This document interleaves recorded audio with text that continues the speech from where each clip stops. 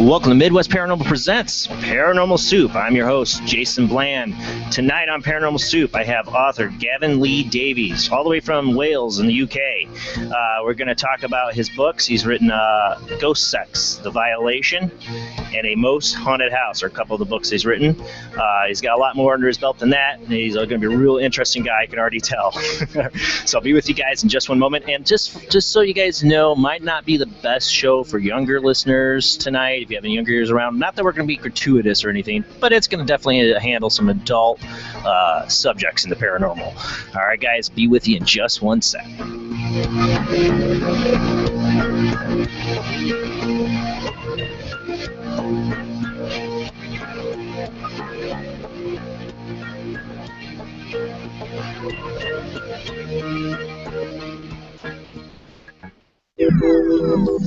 All right, tonight, Gavin Lee Davies, all the way from, you're from Wales, Gavin? Good morning, Jason. How are you, sir? Yeah, what time is it in Wales? It is 4:01 a.m., but it's worth To anybody I get across from the UK, I am very thankful for you guys, because that's a tough time to try to do a show, and you seem like it's not even that time in the morning, so this must be a normal time for you. I have an abundance of energy, and as a ghost hunter and paranormal investigator, we're used to being up in the middle of the night. But for you, Jason, I'd get up at any time. Oh, well, thank you. That means a lot. And I've been really excited about this. Now, I'll admit to everybody, I have not read the book yet, but it's one of those things, everybody's heard me about getting my Kindle charged. Well, I got to find the charging cable. That's where it's come down to. But this is like one of the top books on my list I want to read. But Gavin actually gave me a free book, so privileges of having a show. I get to read it. I'm so excited. My wife's going to want to read that too. So as soon as I told her the title of Ghost Sex, The Violation, she's like, oh, I got to read that. Got them both right here. I haven't read them yet, though, but they're both already there. That doesn't surprise me. It doesn't surprise me at all. All right, well, let's get to the World Wide Web of Weird. I'm going to get the screen share up here. And for people who are going to notice a little difference tonight, I'm kind of keeping the show audio friendly. What I mean by that is I might try to start ripping the audio from future shows here and putting it out in the podcast world. So I'm going to try to keep it audio friendly, not have so many audio gaps that I get when I do my World of Weird. But I'm still going to do the World Wide Web Weird. Just going to try to do it too much, We're going to go through some videos pretty quick, and then I got some articles with some videos to show. So here we go, World Wide Web of Weird.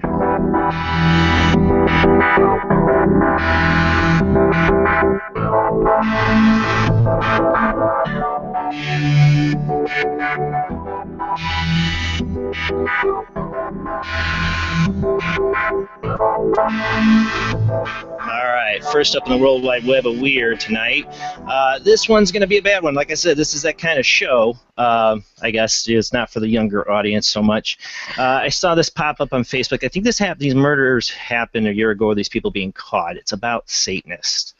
The guy's name is, get this, Pazuzu Illa Alligard. I'm the butcher of names, but I know the Pazuzu part, and I think if I remember, we're going to read the article here in a sec, that was purposely named that, or he did himself, I don't know, but remember Pazuzu from The Exorcist? Gavin, you remember that? Have you seen The Exorcist? I was going to say, is that a demon name? Yeah. Sound like a demonic name. Your mother cooks socks in Hull. That's what I thought she said. Right down that road already, Gavin. Yeah, but yeah, that Pazuzu. All right, so this is a video of them going through his house. I had a few of them I put on here. I think this is the better one, maybe. Let me read the article while it plays. I'll mute it. You guys you can see a look while I talk about this article. Warning, graphic and may be distressing to some viewers. So you'll see them going through the house while I read this article here. So Satanic House of Horrors Exposed. This is on the crime website. I don't have a list of the name. Opposing Views is what it's called. By Charles Roberts. This came out December 12th. Disturbing video has been released by police showing the home of a set of suspected North Carolina Satanists who are currently awaiting trial for alleged murders. On October 5th, Pazuzu Illa Alagard, you know I'm the king of butchering names, so I probably got that wrong, except for the Pazuzu. 35 was arrested after two shallow graves were found containing human remains in the backyard of his home. Also arrested were his 24-year-old wife, Amber Nicole Birch, and 28-year-old accomplice, Crystal Nicole Matlock. Chilling reports say Alagard allegedly murdered and buried the remains of Joshua Frederick Weltzer and Tommy Dean Welch in 2009 after they were reported missing. On October 5th of this year, after police executed a search warrant at Alagard's Satanist mother's home, where he and his wife lived. Of course, he doesn't even own his own home. He lives with his mom.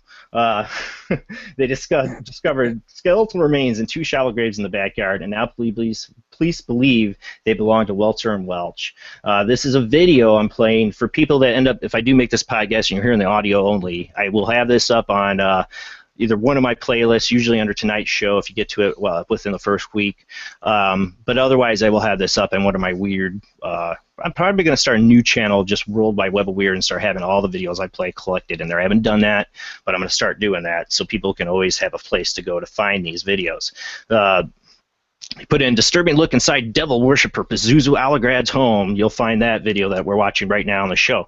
They're going through the home, and you're seeing all kinds of stuff. Like, you know, it looks like I thought this was an episode of Hoarders, to be honest. I mean, look, you can't even walk through the damn hallway. There's junk and tables and trash and everything around. Christmas lights. It looks like the end of Fear and Loathing in Las Vegas, somewhat. Zuzu needs a maid. It's like, what's this strange ketchup doing here? How did this happen? What the hell is that? I mean, you can't even tell, like, is there a hole in the wall? I mean, this is, not a Satanist house. This is just a hoarder. I mean, maybe it's both, And what has worshiping Satan done for him? Giving him a crazy, messy house. It's gross. Just gross. Like I said, it's like an episode of Hoarders. But these people were worshiping Satan. There's a whole other video I have out that I'll put up where a guy tells you all the different symbols when you go through this video that you'll see on the walls and all that stuff and their meaning to Satanists and stuff like that. Guy who does the video looks like he's Islamic, actually, so I thought that was interesting from their point of view. But there's certain symbols they're using in that. And I'm not making a knock because he was Islamic. I thought it was interesting that it wasn't just like a Christian minister, like, he's a Satanist. Well, yeah. Big pentagram on his wall was a key. There's one of those if you earlier in the video, I think you saw. But obviously these guys are having fun. There's booze, pills. Oh, what does this say on here? Oh, they go up to a wall and you see. I can't read all that, but I'm sure it's very interesting from a crazed hoarding lunatic. Anyways, that was that article. Let me get up the next one here. We got some quick stuff I'll go through in the World Wide Web of Weird. There was a UFO sighting December 6th over a Sydney Opera House. That's what they say. I call shenanigans. So if anybody wants to go find the shenanigan video, it will be up on the Tonight Show and later on the World Wide Web of Weird. This was December 6th. You see a UFO floating over the Sydney Opera House. So much CGI going out there, and I would be willing to bet this is what that is. Now in this video, if I remember right, if we play a little bit of the audio. Nope, just music. If it was a video, like somebody's shooting this out right in front of Sydney Opera House, there's probably plenty of people walking by and tourists and stuff. I want to hear their reactions if it's really there, but you never hear it. You get this creepy X-Files like music going on in the background. You don't get to hear what are the people saying about seeing this object in the sky. No, just he's filming it. Oh, that's what I'm tired of seeing in these videos. I call drone. I'm going to go for possible. That's the other thing. We're always going to be getting mixed up in the drones and stuff. Speaking of that, I've talked about before on other episodes about Syria and the Ukraine and what's been going on over there. It always seems whenever there's a war, UFOs are spotted in the war zone, in the air. I mean, you can find plenty of documented accounts in World War II of UFOs and pilots. That's where the Foo Fighter term came from. Not because of Dave Grohl, left Nirvana and made a band called the Foo Fighters. No, that was a term by pilots in World War II for the strange balls of lights that would swarm their plane and the weird things that fly around. So going on in the Ukraine, let me get the article up here. Oh, where did it go? All right. This is should be down on the bottom of my playlist. All right. First, this one's Ukraine. UFO hunters spot alien UFO morphing into crucifixes and the face of Jesus over Crimea and Ukraine. And this is, I've seen other stuff like this, recently happening, that they're getting these weird anomalies in the sky. Well, I want to say, if anybody, we've talked about Project Blue Beam as the government way of projecting things into the sky. That animal looked like he was talking through you. Oh, gee, wasn't it? That'd be cool. Yes, I get my own Fox graphic now. All right. Anyways, so you see this UFO, it like forms across, it changes shapes, they even say it forms into Jesus Christ. But if anybody knows about Project Blue Beam, I cannot say Project Blue Beam. Blue Beam. What the hell? That's not only do I butcher people's names, I can't even say Blue Beam. You Project do look Blue like Beam. It's perfect. Well, yeah, I do. Hi, I'm the Fox. That's paranormal in itself. Right. Live on air, Jason transforms into his Fox guide. Well, this article, they talk about this going over the Ukraine and everything, and people spotting these crucifixes and the face. I'm not going to read the whole article, but I really think, if the Project Blue Beam exists, it's going to be used in that kind of area in a war zone to people who maybe be religious. And let's make a big giant cross in the sky appear and the face of Jesus after we bomb the crap out of them, and they'll be like, oh yeah, they're our saviors. I don't know if that's the actual plan thought out for Project Blue Beam, but I think it runs along those lines. So when you see crosses in the sky and the face of Jesus and this stuff going on, it makes you wonder, is Project Blue Beam really in effect? That's what they said that floating city over China was Project Blue Beam. A lot of people use that. It's almost the harp of blame. We talked before about blaming HARP. Well, now it's blaming Project Blue Beam. I'm getting Blue Beam down. Have you seen the UFO in Jerusalem above the temple? It came out a few years ago. Yes, I have. It's been a long time, but I do remember that, yes. Because there was reports leading up to it that the Israeli army had hired 4 festival-sized generators, each with the capacity to supply electricity for 20,000 people. Holy moly. And they had 4 of these. And there was talk that they were using holographic technology to try and create a miracle. Because it does say in the Bible that the false prophets will arrive before the second coming of Christ. And was that an attempt to create a miracle? Same with the floating city, same with what we've just seen in Ukraine there, to try and get people to believe. People are lacking faith at the moment, and maybe we're trying to create our own miracles to get people back. Well, that's the whole idea behind Project Blue Beam, is to manipulate people through their religious beliefs through illusion and using projections in the sky. It goes back to Vietnam. They were trying to talk about doing something like this. So it's been in the works a long time. So I definitely believe it's possible. I definitely believe Project Blue Beam is in full running right now and operational in Ukraine and Crimea and in Syria. Speaking of Syria, that's another thing we got coming up. I had an article for that, but I seem to have lost it. But I still want to show the footage. Let me see if I can find the article on that. But I've talked before about, we got this all going on in Syria and that about the UFOs being spotted. But here's another one. This one's in Syria, and it's 2015. You're going to see, if anybody goes to look up this video online, and here's the audio portion of this, it's UFOs during Syria bombing 2015. You put that in the YouTube channel, and what you're going to see is a black and white thermal image. And the whole presentation's done in Spanish. There's only people I've seen cover it. Tercer Melinio, I don't know, man. I cannot say his name. I apologize. You know how I am.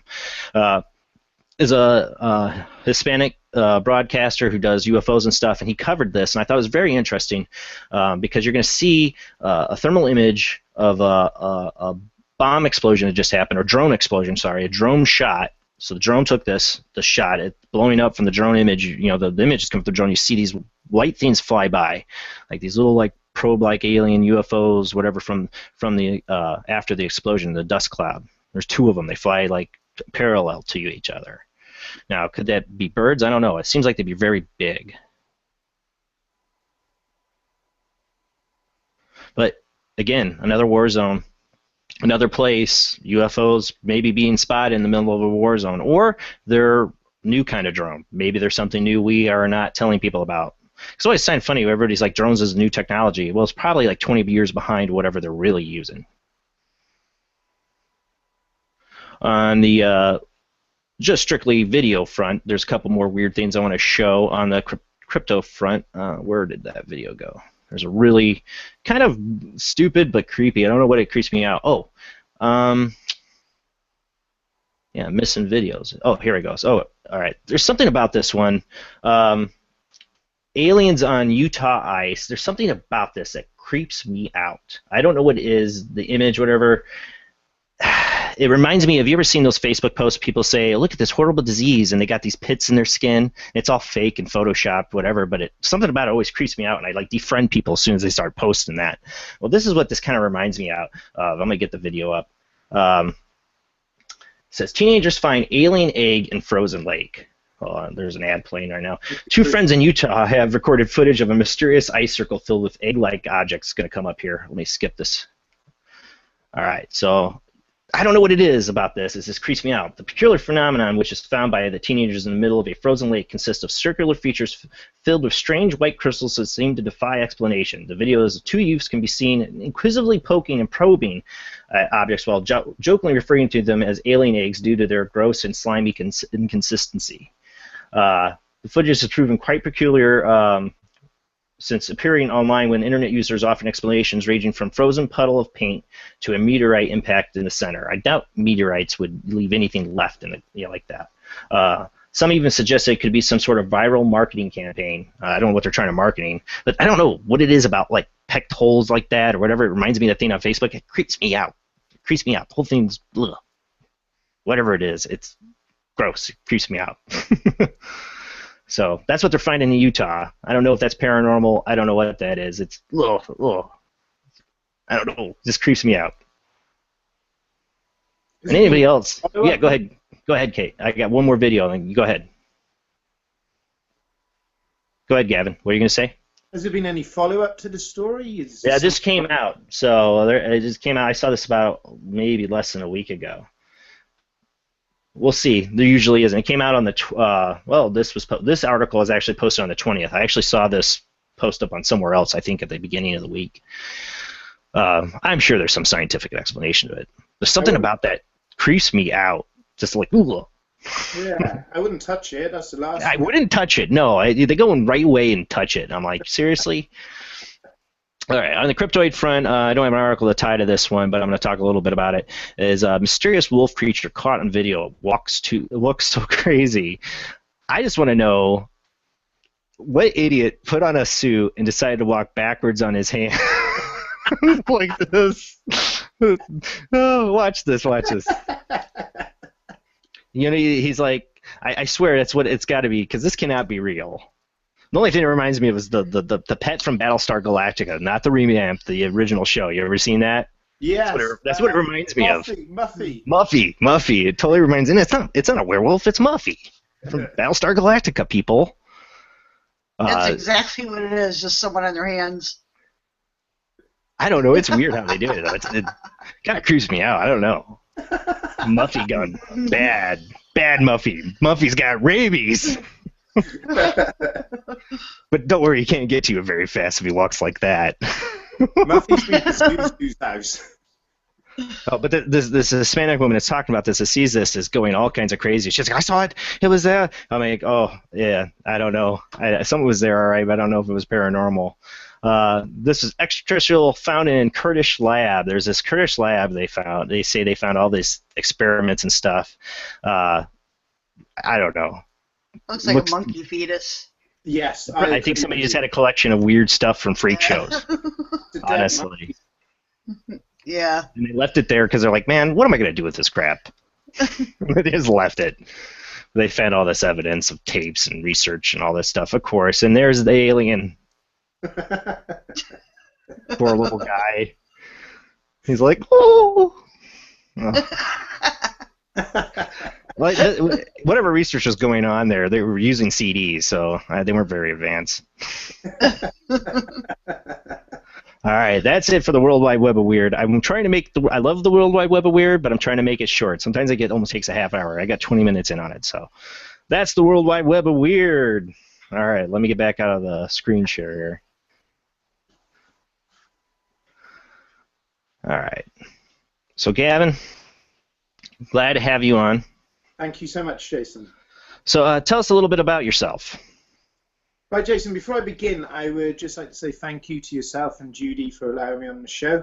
And for everyone who has stayed up late or will be downloading the show from the Paranormal Chronicles, please go through the archives that Jason has through the Paranormal Soup.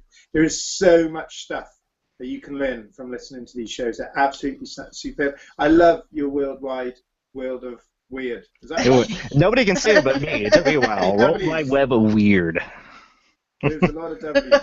We've invented something else. I love it. That was fantastic. I think more shows should do that. So for everyone who's staying up late, thank you, and please investigate the archives further. You can lose hours just learning so much. So I'm a 40-year-old guy from Wales. I've been interested in the paranormal now since I was about 10 or 11. It all began when my father was ex-RAF, Royal Air Force, and he was traveling the United Kingdom from base to base, a bit like your USAF. Yeah. So you're kind of like a military brat. Yeah.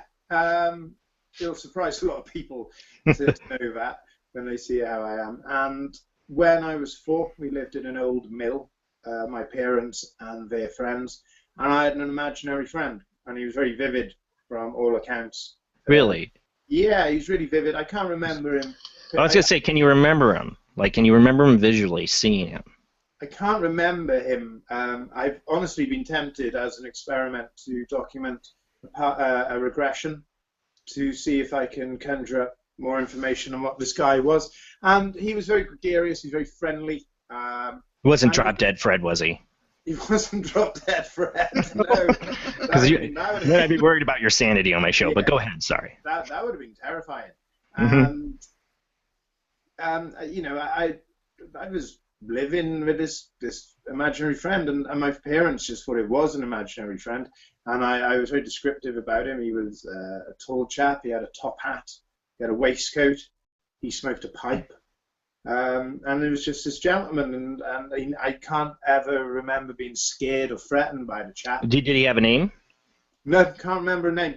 So for all intents and purposes, they were like, oh, that's just Gav's imaginary friend. And then one night, I'd gone to bed, and all the adults were sat at the table playing cards, and they smelled tobacco in the room, flood the room to the pipe smoke. Right. And the women, I think it's quite interesting as well, the women in the room, they only saw it, but in the corner of the room, they saw materialize a Victorian gentleman, exactly as I had described him, with his hat and his waistcoat, and he smoked a pipe, and he vanished.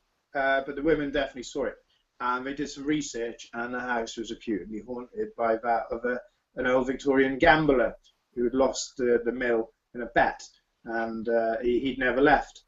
So that was my first encounter, and I didn't feel particularly threatened or anything by it, but I can't remember enough. So fast forward to when I was about 10 years old, and in school, our teacher every Friday afternoon would read us a kid's book, normally something like Roald Dahl or something like that. Enough to bore you into a nap.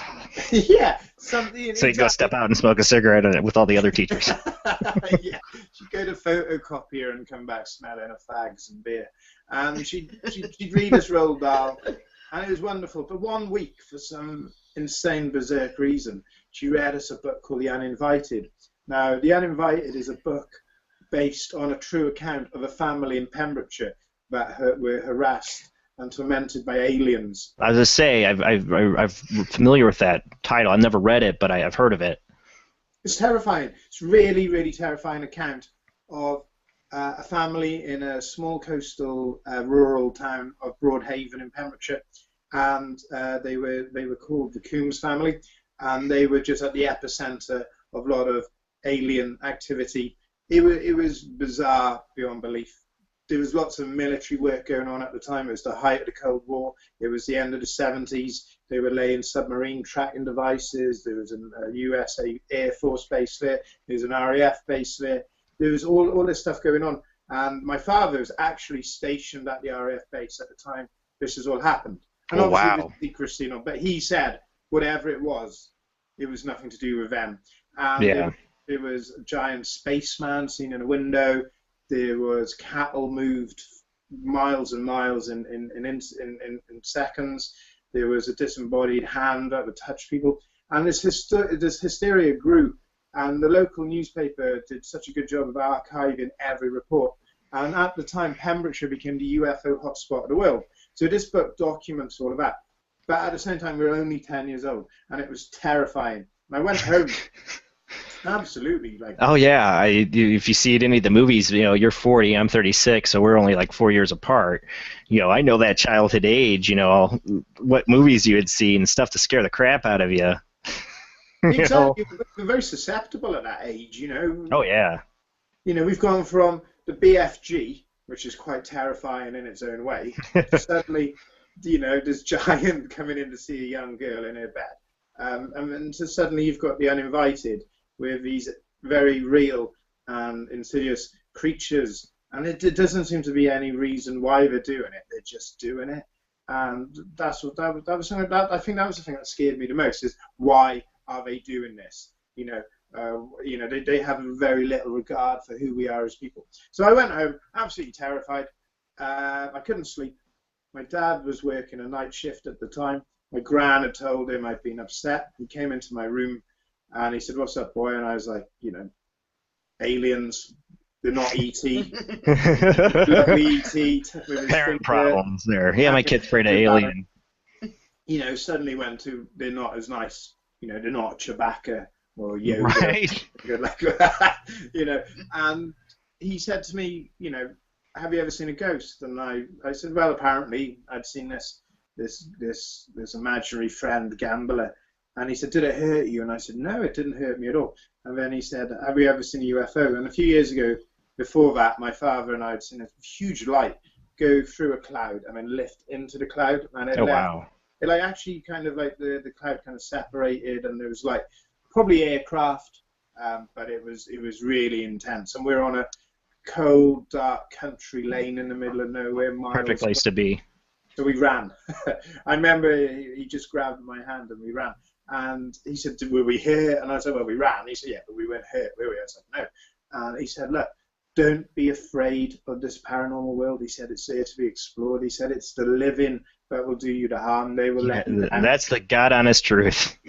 Yeah. He said, "They're the ones who will hurt you and disappoint you."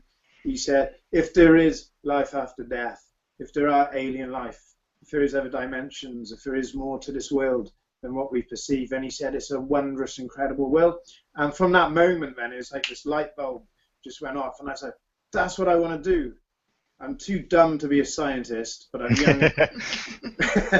I'm young enough to want to explore and research. And the next day, I went to a bookshop and I bought Arthur C. Clarke's Mysterious World, which was this volume based on his TV series. And then I bought a book which gave me lots and lots of nightmares, called Photographs of the Unknown, which is the most terrifying book. Had like all the classic ghost pictures, the monk, the Grey Lady. And cryptoids, UFOs, everything you can imagine. And that was it. And my love of the paranormal began then. So I've no longer feared it as much, even though I have had some really strange encounters, and embraced it. Yeah, so now that's what, you know, now you're a published author. You know, what do you mainly research, and what's your focus usually in the paranormal? My original love is for ghosts, hauntings. Really, really loved that. I love a good ghost story. Same here.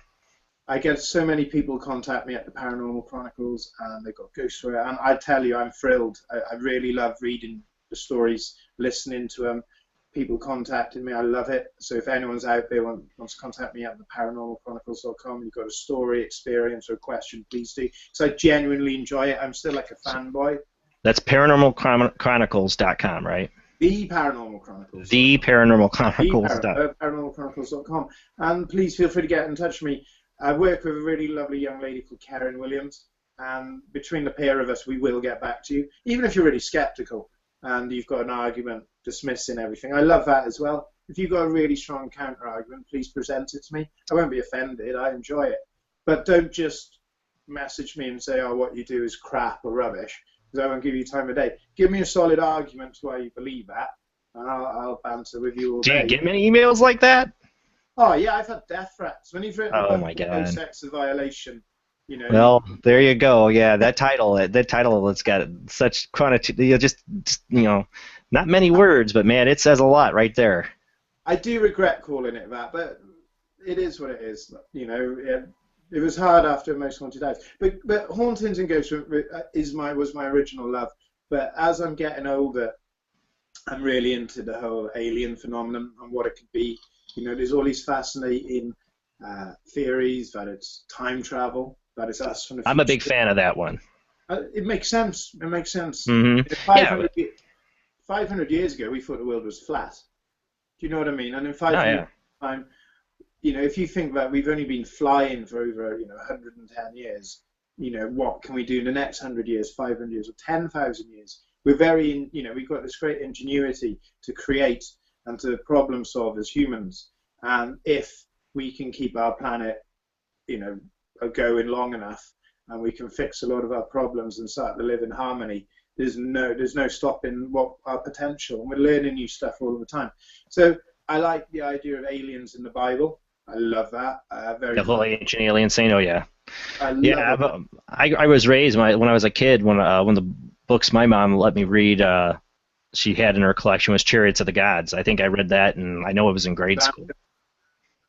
Yeah, she didn't think I'd be able to read it or whatever. Like I had it done in a day. Like I was pretty, well advanced reading. I think it was like 4th, 5th grade. I got my hands on that book. That's I was totally fascinated. What? That's a great book to read. So 4th or 5th grade. What are you, 9 years old? Oh yeah, had to been around there. Yep. 8 or 9. That's a good book to start with. Yeah. Oh, I was totally fascinated. And in America, we had these they'd sell these book sets. You remember this, Judy? Yeah. They had the Unsolved Mysteries book sets or whatever. The silver books, whatever you got, and they had things on time slips and Bigfoot and UFOs and hauntings and voodoo and all kinds of stuff. Yeah, I had that. I think my aunt had that, and she left that at my grandparents' house where I was at every weekend. And me and my 2 cousins would end up going through those books all the time. So yeah, my imagination was fueled at a young age by a lot of that stuff. I think it's good. It's great. There's people like yourself. There's people like Judy. There's people like myself and Karen and. Everyone who's listening and watching the show haven't discovered it by accident. They have a reason to be interested in the paranormal, whether they're looking for answers or they're just the more of us that are out there looking into this, the better, because I believe there is so much on the realms of our reality. There is so much. I like the skeptics getting in touch with me, because I will say to everybody, believer or skeptic, there is not a person alive who understands and knows everything to do with time, space, the universe, and the intricacies of the human mind. There is so much out there. Well, I always say on that time travel thing, you'll hear people say, well, if time travel existed, we would see time travelers. Well, we're seeing UFOs. We're seeing strange creatures. Who's to say they're not time travelers? They're future way evolved versions of us. Or I like the multiverse theory, yes. That they're parallel possible futures of us, traveling back to different parallel timelines. That takes out the whole paradox issue. For one, they could come back to the past and do whatever the hell they want, screw it up, change things, and it doesn't affect their established reality. They had that in that show, Terra Nova. They go back to 65 million years ago or something like that, but it's not really their past, so there's no butterfly effect. Dinosaurs. Yeah. They had some dinosaurs. It's about humans as a civilization restarting in the Jurassic Age or something like that. Judy, what you got playing in the background? I was going to say that. Ahmed. Ahmed. I got all this NFL stuff coming through all of a sudden. But I was like, that sounded like Ahmed. That was Ahmed. Right? Judy's been possessed by Zuzu. Yeah. It just sounds a little bit like Ahmed. It's Jeff Dunham. It's really just Jeff Dunham possessing Judy's soul. I tell you. Anyway, so you have like future plans of coming out with a book on a UFO phenomenon or a story with the UFO? Most definitely, my third book. I kept meaning it was supposed to be out this for Christmas. I really want to get this right. I've really enjoyed it. Anybody knows my work is that I sit down with people. I present it in a very unique fashion. I don't write a book in a fictionalized way and he went in the room and this happened and that happened. I don't present. What I do is I interview the subject and I present it in interview format. So the words you get are their words. I like that. The emotions you read and feel are their emotions. The language that you read is theirs. So however they wish to express themselves is how you will read it. I'll introduce it and I'll give before each chapter, at the end of each chapter, I'll break it down, give some analysis, give some thoughts and feelings and what I believe is happening. And that's what I did. I started with The Most Haunted House. The Most Haunted House was quite a strange book. I'm so thrilled. Sorry, like I like to try to read a book before I get on the show. It never seems to happen, and I feel awful. But A Most Haunted House. Now, tell me a little bit about that. That's one of your first books, right? Most Haunted House is my first book. I wrote it at train stations while I was reading. And don't feel bad for not reading it. You're a busy guy, and there's so many books. But it's actually those are the two of your books. Even before I ever knew you or talked to you, I'd seen your postings before, and they were on my list of stuff I did want to read. And I'll admit, Ghost Sex Violation. I have. It's a good title, man. It's a hot title. I wanted to read it. It's on my list. With A Most Haunted House is a good old-fashioned true account. It's based on two people living in a house, blissful beginnings. They're very happy, they're in love, they buy a house, and the house, as most hauntings do, begins in mundane ways, things going missing, feelings, presences, just the usual. I don't sensationalize my books. If this is what I'm being told, then that's what I'm going to be told. I'm not going to add any bells and whistles on it. Well, that's why that's why I don't trust some of the TV shows, because there's a TV show and it's slipping my mind because whenever I see it on, I just totally go by it, where they have actors reenacting the stuff that happened to the people, but then the people they're not real either. They're actors. I can tell acting when I see it. It's actors playing actors. I want the real people. I want to hear the real people tell their story. On a Most Haunted. I want to hear the real people. Yeah, you can do your reenactment crap, whatever. But I want to hear the real people tell their story. I don't want actors. I don't want to be lied to. So I like that approach, even in a book, because people definitely sensationalize things. Yeah, and the market is flooded with books of apparently true hauntings, and that's very frustrating for me, because I've read some of them and I'm a bit dubious, a bit skeptical.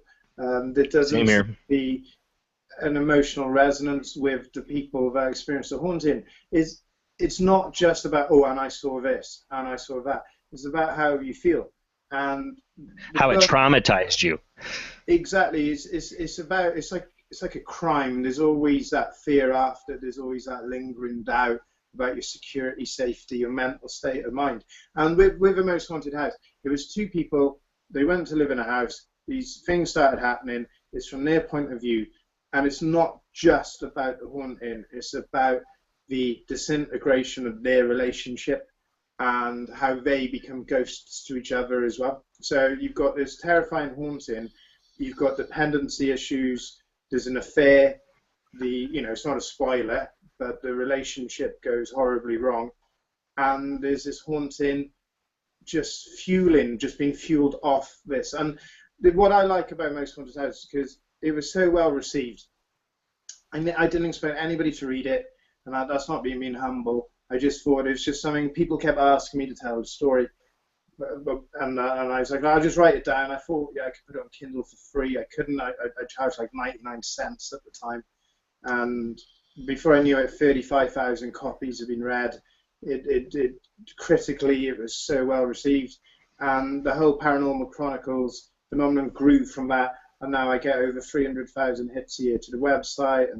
And everything just came off this one book. And I was so thrilled and humbled by how this, it's not a big read, it's only about 30,000 words, about how this true haunting really got into the mind. Even skeptics read the book and were like, I really enjoyed the account because you didn't force it down our throats it was paranormal. Maybe it was psychological. Now, some of the events that happened in the house was the couple were in bed and they believed they were the victim of a home invasion. They heard their window being smashed, they heard footsteps, they heard the house being tossed around, doors being opened, things. Where can you tell us where it took place, where the house roughly in is? Haverfordwest. It's in Haverfordwest, which is in West Wales, is where I'm from. It's an ordinary townhouse. Haverfordwest is an ancient town. It's 900 AD, maybe a bit earlier as a settlement. It's got an old castle. The streets are very narrow. Quintessential Welsh county town. And they're in bed. There's someone in the house. They hear things, men run up the stairs. The door is pushed on their bedroom. The mobile phone, this is set in about 2000, the mobile phone isn't working. Oh, jeez. There's someone in the house, and the footsteps run downstairs. They hear a big bang, a smash, and they're in their bedroom, terrified. And they're thinking, is there someone still in the house? The gentleman, he was brave enough to get up and go downstairs, and the house was intact. The window hadn't been smashed, there'd been no forced entry, there was no one there. A photograph of the couple had been moved, and the CDs had been put in a spiral on the carpet. And they were terrified. They were absolutely terrified because they felt that something was playing with them. Something was just living off their fear. Now, it wasn't just their house. The people who lived next door to them, they had similar experiences, but the thing there was the house had been one house at one stage, and it was a family. Now, there were shadow creatures, beings that were seen from the peripheral, and in the most haunted house, they were very small, about a few feet, and there was apparently in one house there was 2 children spirits and an old woman who was very protective, and then in the other house there was a figure which was about 6 to 7 feet tall, which they called the Angry Man. And he wasn't very pleasant to be around at all. And apparently the Angry Man would cross into the other house and create all kinds of havoc and destruction. That sounds like a property haunting, somewhat. Yeah, and like the interesting things was that the house that the haunting occurred in, 7 people had lived there, and all of them had been couples, and none of the couples' relationships had survived the house. It was like something. That sounds familiar, Judy. Yeah. Yeah, we have a case that we're still ongoing. That's got that kind of history. And so the Most Haunted House, it took on a life of its own. There's lots of stuff in the book. The guy he's got a dependency issue. He's an alcoholic, and he has a conversation. He's here to be having a conversation with a very old woman, and he's having a very loud argument with her, and she's shouting over him, and the people in the house who were staying over as guests came downstairs, and he was asleep on the settee, and there's nobody there. There's all these weird things, feelings. Yeah. And then a British magazine in the summer, which is a mainstream British magazine called Take a Break, Fate and Fortune, contacted me and said they would be really interested in covering the story. They liked the story. They liked the fact that it was very 3-dimensional in terms of the emotional impact and the mental and psychological detail that these people had. And they were just really intrigued if the people would like to come forward and talk about their experience. And then I thought it was a good time to reveal that it was actually my house and it was my experience. And I was the gentleman in the book. Well, you shouldn't do that. Just give away the ending. Bad as a Star Wars spoiler. But that's cool. That's an awesome twist. Yeah, so it happened to you. it happened to me. I'd taken a break from investigation, and it was very cathartic for me. I don't drink anymore.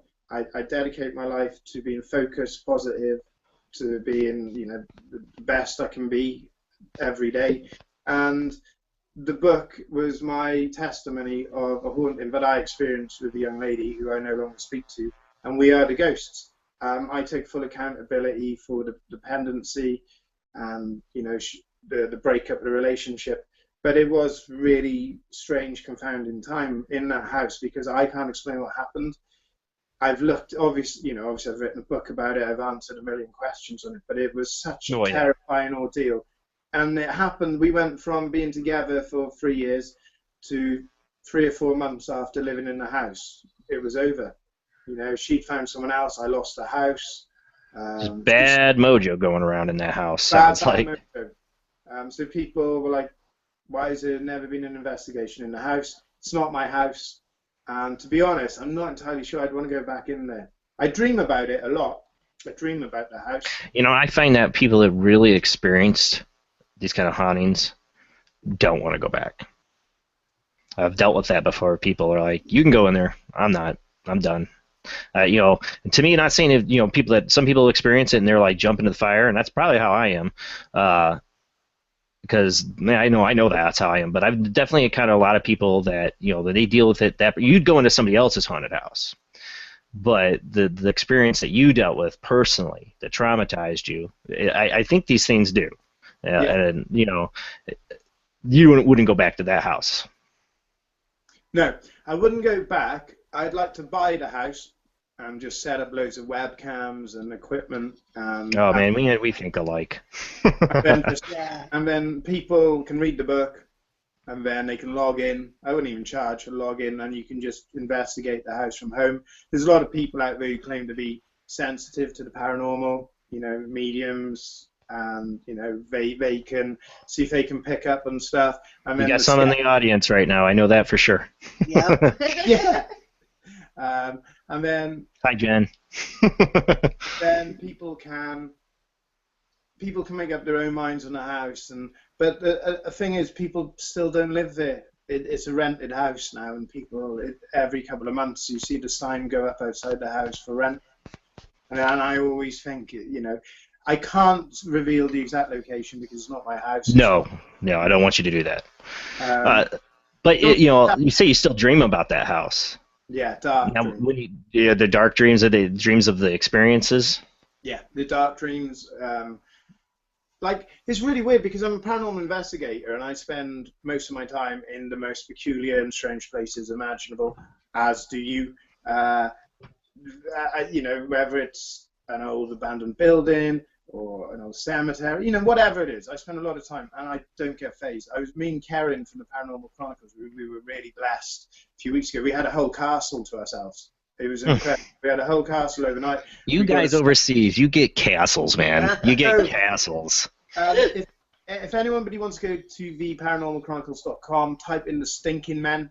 It's a really creepy story. Stinking, like as it's smelling? Yeah. I'll put it in the chat room later. All right, called, Stinking Men. The Stinking Men of Pembroke Castle. Around 2003, I went back into the paranormal field. I felt a bit stronger after my own personal experiences at the house, which I'm not going to say to people, oh, it was definitely a haunting, because it could have been psychological. There was so much going on. I obviously had a dependency issue to alcohol. The local police force were using a new technology called Tetra. It wasn't new technology. They were using a mobile phone communications device called Tetra. And all these leaflets started coming through the door saying that this was a Cold War weapon, which would cause depression and anxiety and psychological effects. Really? There's always been at the back of my mind was all the hauntings, because it wasn't just my house, it was the neighbor's house. Right. Well, like I said, it was like a property haunting, but that's interesting. No, we have to be. I'm very straight down the middle. I have to investigate. I won't take blind belief. Oh, it was a haunting, but I won't. You're like me, agnostic at heart. Yeah, I'm an agnostic at heart. There's something there. I'm not sure what. That's why I'll continue to investigate. That's why I like to do shows like yours so I can reach out to other people. Because I guarantee someone will get in touch with me, or a few people will, at the end of the show or over the course of the week, and they'll contact me with some ideas, theories, their own experience, and I love that. I just thrive off that. So in about 2003, I went back in the paranormal field. I felt a lot bolder and braver about the whole thing. And there was a ghost hunt with another team at Pembroke Castle. Now, Pembroke Castle is absolutely stunning. If anyone's a big fan of Game of Thrones, it's a huge version of Winterfell.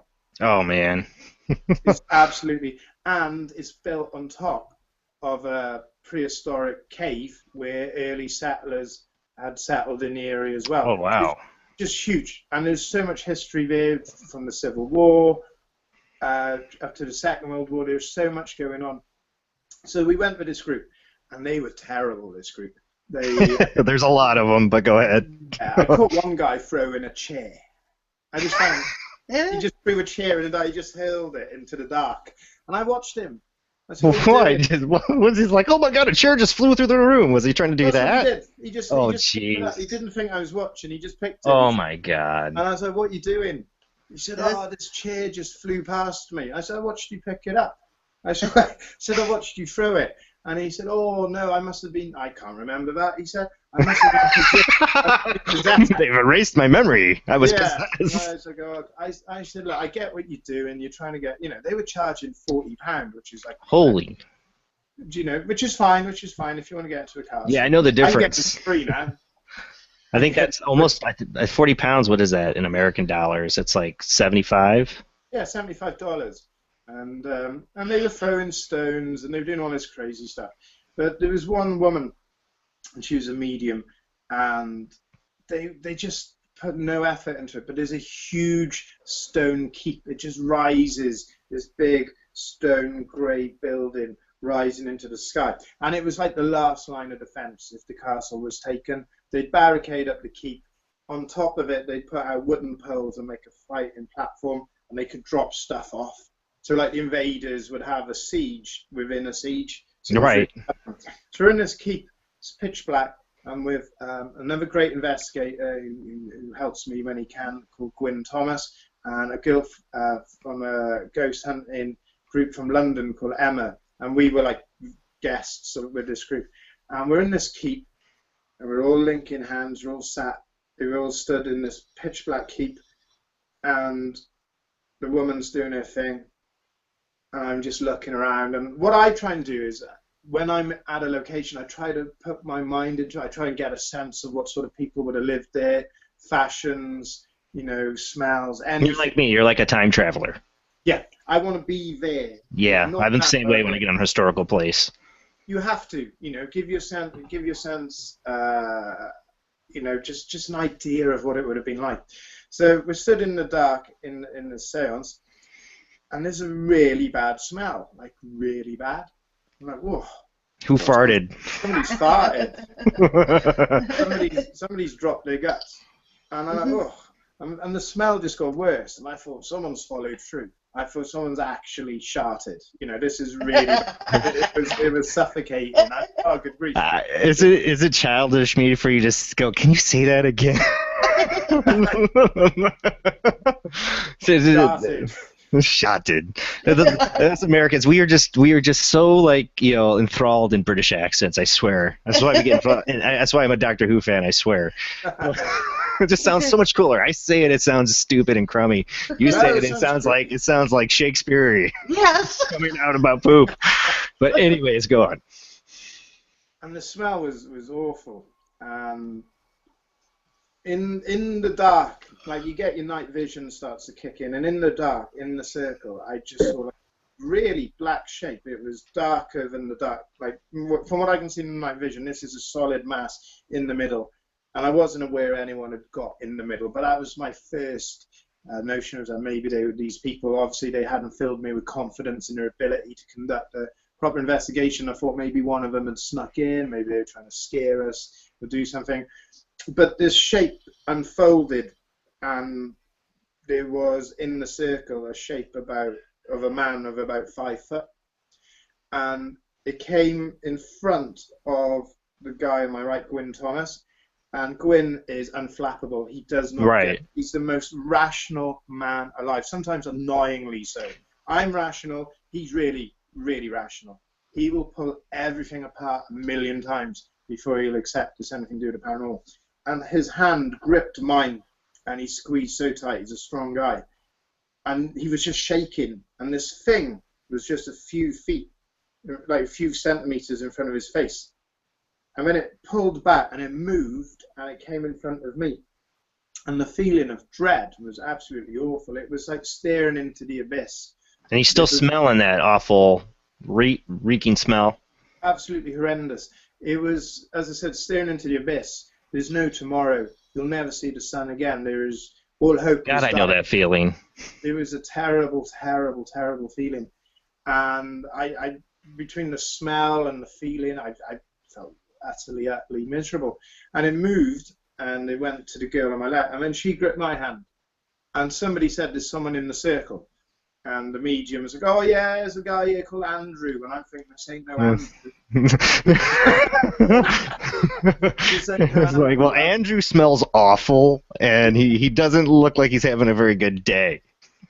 With the smell and with the emotions that it brought out, it's almost like a demonic type thing. I hate to go there, though. Yeah. I hate to say that it's demonic, but it was definitely something dark. This was something in a bad mood. This was something really unpleasant. And a second one unfurled from the centre room. And there was these two things. I remember it so vividly. If you could plug into my mind and you could see what I saw. I was sober at the time, you know, obviously I don't drink at all now. But I remember it so vividly.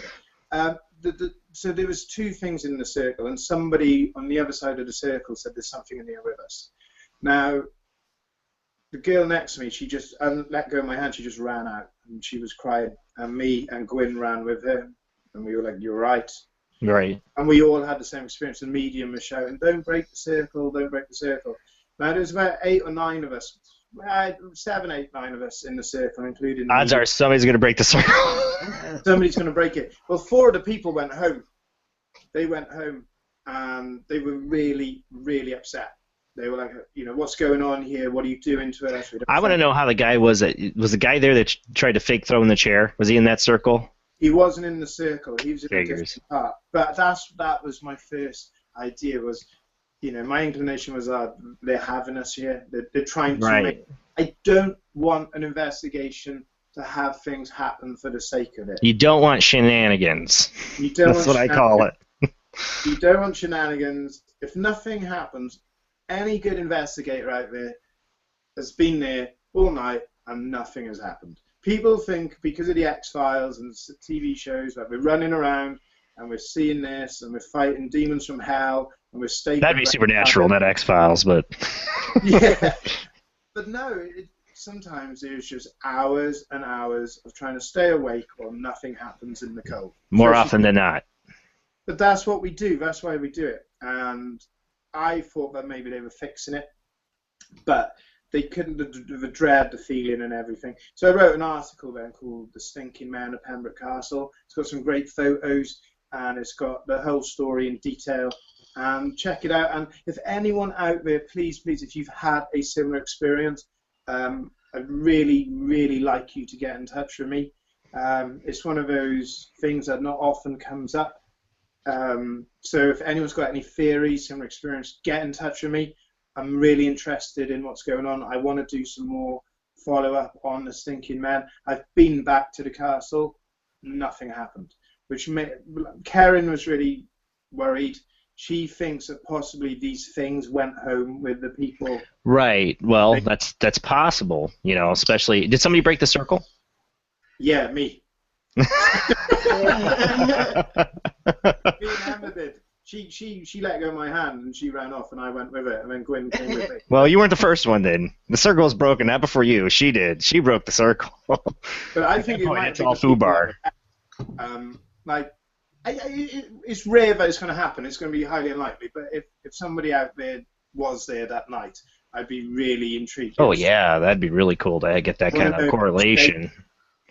Because me and Karen talk a lot about people just think that ghosts and spirits and entities and demons and whatnot, I don't think they're far removed. I think all of these things come from the same place. I'm a big believer in dimensional beings, maybe ghost spirits, guardian angels. They're all from the same place, from the same realm, and they can cross over into ours. You can put stuff in time travel and stuff like that, but we believe that there's things that cross over.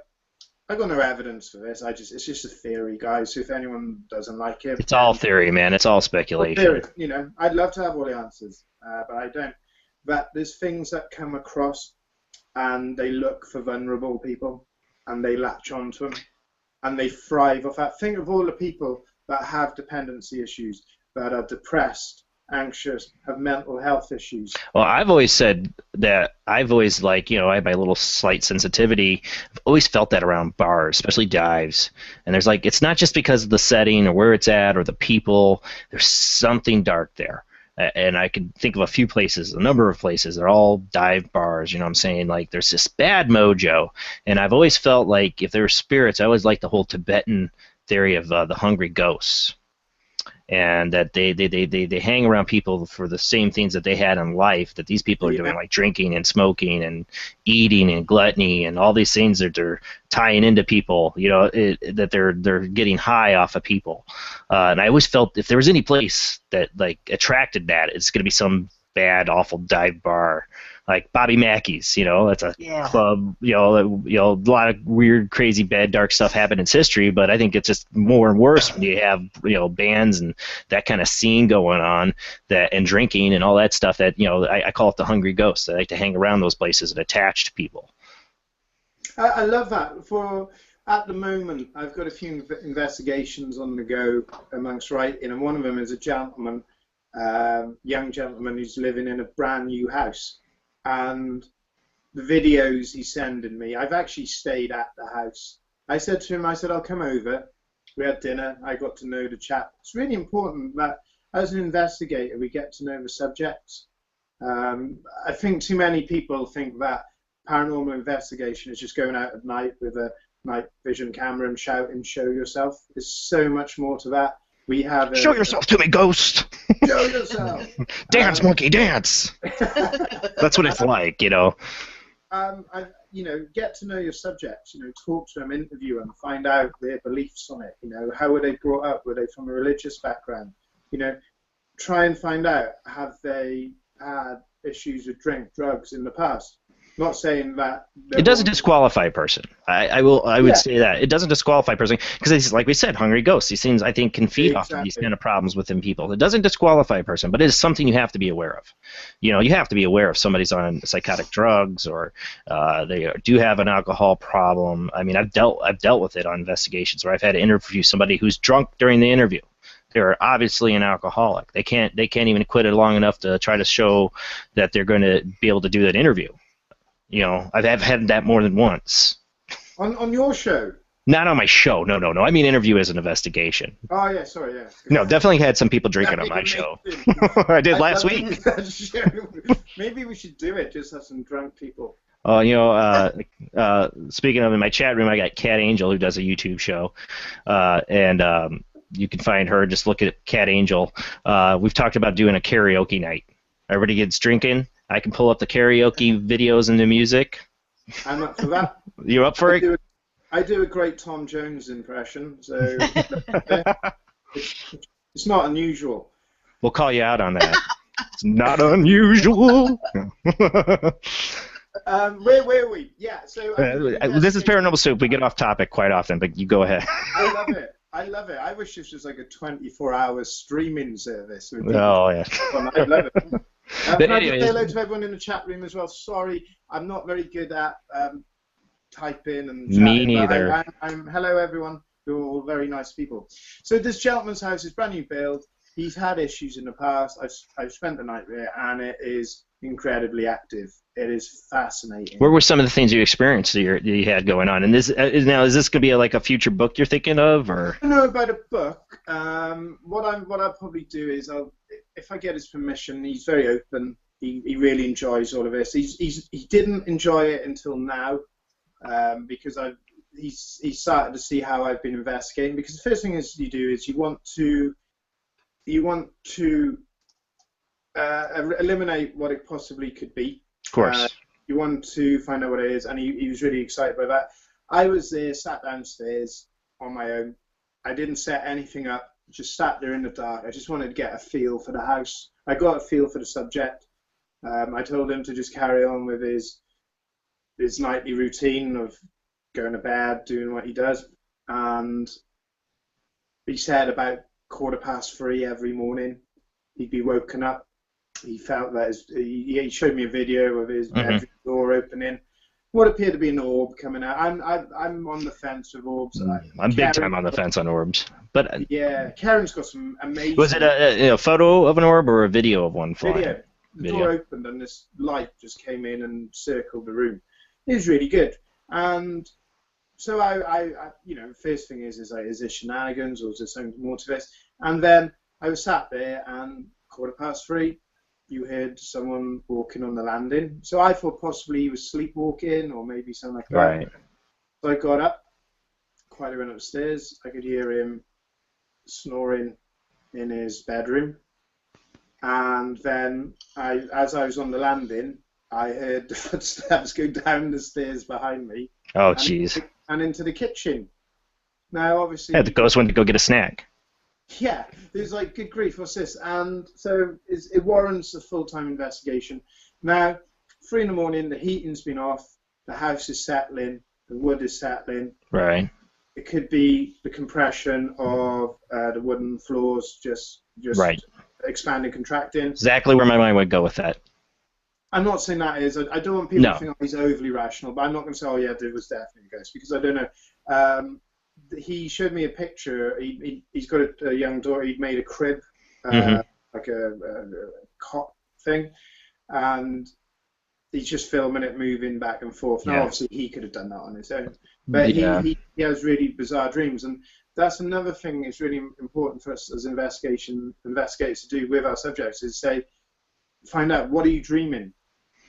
Because Karen Williams, now anybody out there who wants some spiritual advice and guidance, go to theparanormalchronicles.com. There's on the menu, it says Karen Williams. Click on that, go through to Karen, get in touch with it. She is incredible. She's 19-year-old. That's what I find incredible. She's 19 and doing so much.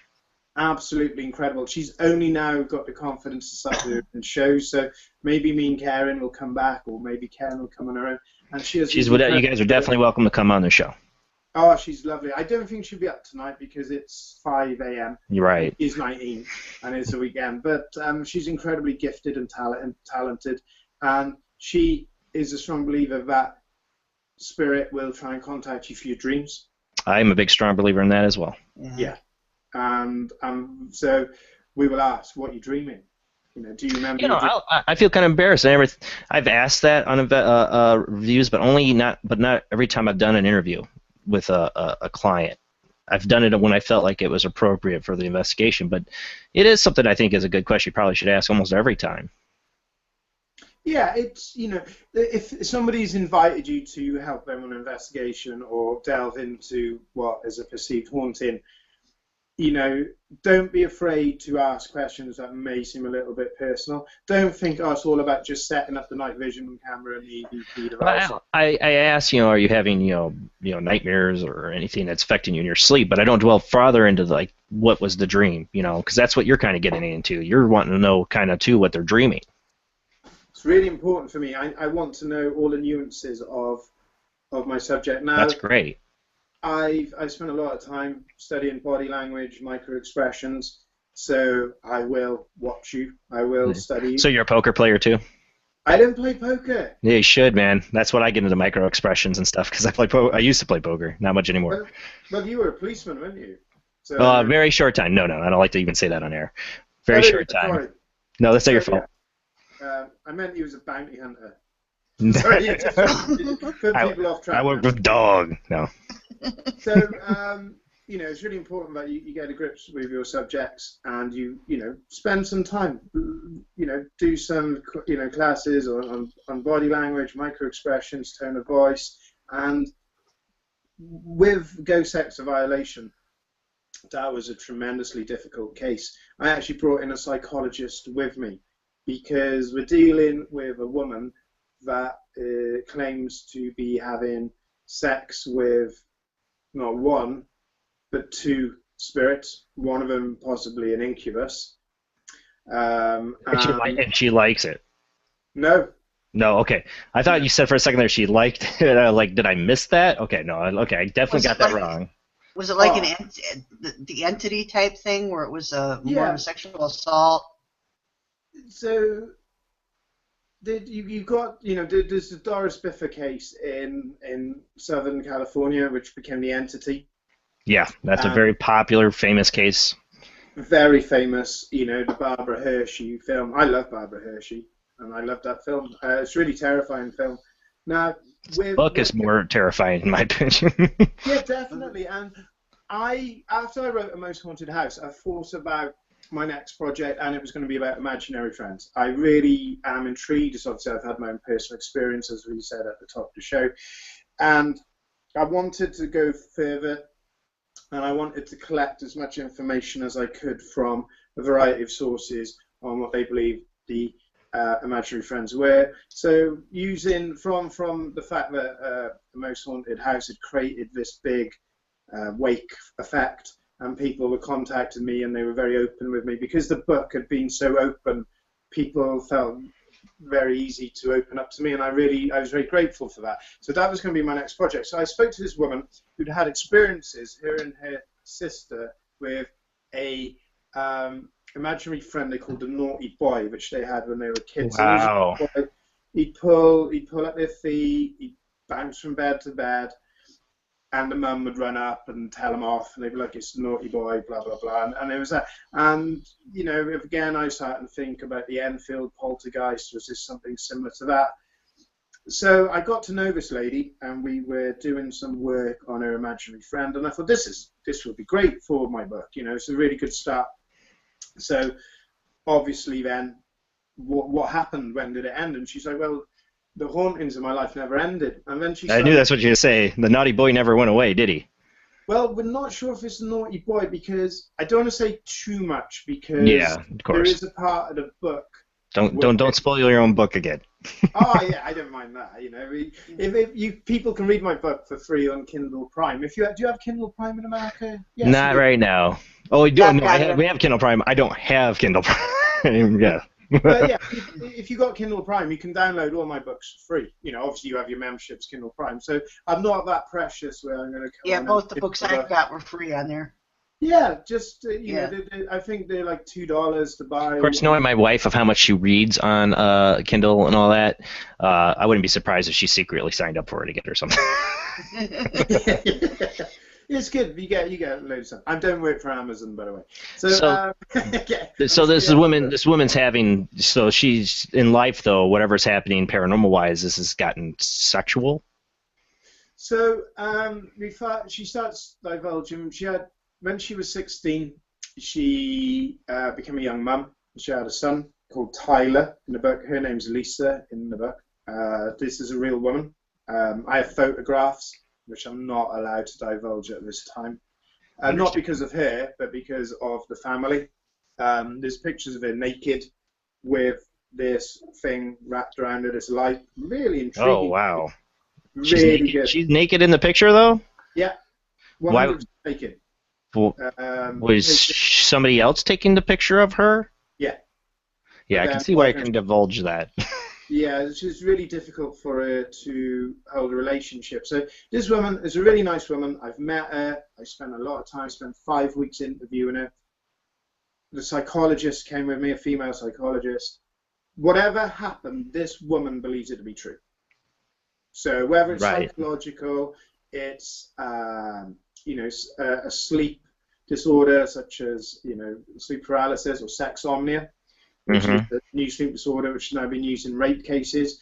People wake up and they're having sex with each other. It's not uncommon, but it sure as hell's never happened to me. Don't come to my house, Jason. Oh, Jesus, yeah, I'm definitely not. That's not definitely not. Well, we were just sleeping and we just woke up together. No. Oh my God, Jason sharted in the night. Like I said, this is an adult show, people, with 3-year-old sense of humor. Anyways. So I started speaking to it, and there was a haunting then, which was isolated. It was separate from the naughty boy, and again, she had the sense that there was a presence in the house. There was the haunting in itself is fascinating. I know the book's called Ghost Sex Violation, but if you really like your hauntings, just read it for the actual events in the haunting. Some really creepy stuff happens. Sex sells, man. Though you put that title on it, people are like, "Well, where's the sex, man?" I knew that following the most haunted house, it was going to be so hard to do the follow-up. So I just thought I'll just call it Ghost Sex Violation. My editor was just call it ghost rape, and I thought, no, I'm not going to. That's even worse. Sounds like he should be making the albums for Spinal Tap if he's gonna get with titles like that. And the book sold 4,500 copies in the first month. It was it was so polarizing as well. People just didn't know. People obviously thought the entity. And I think they were in for a bit of a shock. Now, all jokes aside, what happened to this woman, if it is, regardless if it's psychological or not, is absolutely horrifying. It started that she went to bed. She had a period. She went to bed. She woke up and she felt that someone was touching her, and she panicked. She thought it was a weird dream, and she got out of bed. She put on the light. There was no one in the house. She really panicked. She pulled off the duvet, and there was blood, like a handprint. Oh my! And she was terrified because her underwear was still on. She didn't, so that was the start of it. And then something would start to have sex with her. She said she would be in bed. She had all the symptoms of sleep paralysis, which is what I thought it was. That's that's the avenue I was traveling. She'd have the pressure on her chest, the rushing in her ears. She couldn't move. And she said there'd be an iciness, a coldness would come up her body. And this coldness would start at her genitals. She'd feel like an iciness down there, like something was performing oral sex. And I don't want to be too graphic, but then this thing would work its way up her body. This iciness, she felt like it was focusing and kissing her chest, and it'd get to her face, and then it would fill her mouth with cold air, and she would feel something penetrate her. And she'd have underwear on. Yeah. It wasn't the duvet would rip off and her pants would come down. No. It was not that I've been ghost raped. I have not. Just to qualify that. But during my dark identity experience, it was at first I was like, I'm just having sleep paralysis. But when it got more physical and like moving me on my bed and like throwing me, it's like, this isn't sleep paralysis. So I feel her pain. I can only imagine. I can't imagine it getting any worse than that. Well, it did. Oh, geez. That entity, that spirit, creature, whatever you wish to call it, that was called the Cold Man. That's what she called it. Now, her son this happened for 2 decades. It's still going on now. I spoke to her. She's still suffering with this? Yeah, she's still suffering. That's really sad. That's really sad. She's such a nice woman. She's a genuine woman. She works hard. She works in retail. She's not on big money. She didn't want any money for her story. She just wanted, if anyone else had similar experiences, if they contacted me, but I would just put them through the way, because she wants to. I'm sure it's therapeutic to get to talk to somebody about it too. You can't just talk to your not even your best friend about it. Half the time, depending on your friends, or it's just something hard to voice to somebody that I'm being raped in the middle of the night by a dark entity. I mean, what do you tell somebody that I wasn't being raped by mine, but I was being moved and thrown around? It took me years before I admitted that to people. Now I don't give a crap. I just tell people, my story, and if they believe me, I don't care. But back in the day, I didn't want to tell anybody. I could imagine. You were raped, but you were thrown about. No. I was never raped. It just it did the same thing where I felt the coldness and being trapped and held down on my bed, and then seeing this black shadowy mass come upon me, but it would just get inside my head, and I'd hear it, and then it started to do physical things to me, like leave marks on me and pick me up. It happened in a 4-month period, and then it ended one night when it actually levitated me on my bed, like lifted me up 3 times and threw me down. So when people say, "Oh, it's a sleep paralysis," it's not always sleep paralysis. There's sometimes something physically really happening to somebody that's extraordinary, dark, and sinister. And I don't want to even say I never qualify mine as demonic. I don't say that. I think there's so much we don't understand. There's so many elements out there. I don't go straight to that it was a demonic thing that happened to me, and I don't go straight to this demonic thing that happened to her. And even though, in my opinion, it's evil, but it doesn't make it that it's demonic. It could be. This is like somebody in the chat room just said, "Oh, it's just like the entity." There's similarities with the entity, but then where does it differ? There was the cold man, and this isn't a spoiler. You'll get this in the book. Now, there was another entity, another creature, and I'm just going to say his name once because it goes back to what we were saying about the stinking men, and she called him the shitty man because the house would stink. His arrival would be heralded by this truly horrendous. And that usually is associated a lot of times with demonic, but yeah. And there's a part of the book where it just stops people dead in their tracks. People think, "Oh, 50 Shades of Ghost." They will get a bit giggly. I'm sure you've heard it all. And this is Paranormal Soup. We do joke, but I do take this subject. This subject seriously. I do want people to know I do take this subject seriously. It is awful for something like this to happen to somebody. This book is not funny at all. It's we can talk about it because it's not happening to us now, and right. On out there happening to. Please get in touch with Karen Williams. She will help you so much. As I said, you can get in touch with her through the Paranormal Chronicles. .com or through KarenWilliams.co.uk. Just have a chat with Karen. She's got. It makes you wonder how many people are out there that are experiencing this that just don't tell anybody. I wrote an article on the ParanormalChronicles.com about this, and the feedback was incredible. For example, a guy from Philly, 260-pound guy, got in touch with me and said he'd had the same experiences with the old hag. Now, the old hag is the man version. There's succubus and incubus, which are demons that, for whatever reasons, they try and take our seed, they have sex with us. Sexual energy, man, it's got to be very potent. It's got to be something that's got to be very energetic to something on the other side. I definitely believe it.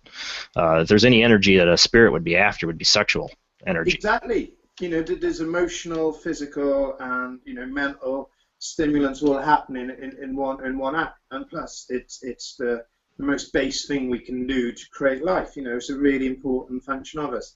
Now, this other creature was so horrendously, he defiled her. It wasn't, the cold man was almost like he was going through a routine of performing sex, like we do in life. There's foreplay, there's a certain level of intimacy. I'm not saying what the cold man does is right, because she has no say in it. Right. But for all intents and purposes, it is conducting like a human sexual relationship. Yeah, it is trying to have a sexual relationship with it. Now, this other thing. You can say it. I mean, we're in adult land. The shitty man. So there's the cold man and the shitty man. Smells like shit. The shitty man, like the words are their words. Now, when you read the book, they explain it in their words. It's not me changing it. If you don't like the style of the book, then it's their words. There's no point me trying to put into words what happened to them. It's what happened to them. So if you feel disgusted or alarmed or frightened or sorry from, it's because you're picking that up from them. Now, the shitty man, the son, when he was older, when he was about 19 years old, he came home from the pub, and his mum had been single for quite some time. It was almost impossible for her to have a relationship. You don't go on a date inside and say, "Oh, I like to go for long walks, good sense of humour. P.S. I get raped by spirits." It's not something that people can understand, and it's really, people don't realise how nice a woman she is. People out there might be imagining some woman in a mini skirt and fishnet stuff. She's not like that at all. She's such a nice woman. And his son came home, and he said it was a terrible, terrible smell in the house, and he'd had a lot to drink. He's 90 years old. He went downstairs and he said the smell was stifling and made him feel sick. He went to the fridge, he got another beer, and he got some food, some munchy food. And he said upstairs he could hear a knocking, like a banging, and he could hear like a moaning noise. And he thought, Mum's brought someone home. And he was a little surprised by this. Right. Embarrassed, a little surprised, so he thought he'd just keep quiet. And he said the smell was just getting worse and worse and worse. And then he heard a scream, and he thought this is weird. So he went upstairs. He said with every step up the stairs, the smell was becoming worse, the dread. So he knocked on his mum's bedroom door, and he just heard this feeble cry for help. So he opened the door, turned on the light. He said it was disgusting, the smell in there. But his mum was on all fours, and just her bra, nothing else on. And her buttocks were spread, and there was nobody obviously in the room. I should point that out. And there was like something. I mean, it's like the one story is not having the underwear taken off and the cold man. This is like a physical rape. I mean, it is a full-fledged, like, there's a human being in that room raping her right now. It's very physical. Is this the one you were thinking is the incubus? The incubus. No, the smell and the violence. Yeah, because this wasn't sexual gratification. This was defilement. This was humiliation. Suffering. Yep. It's about power. This wanted it to suffer.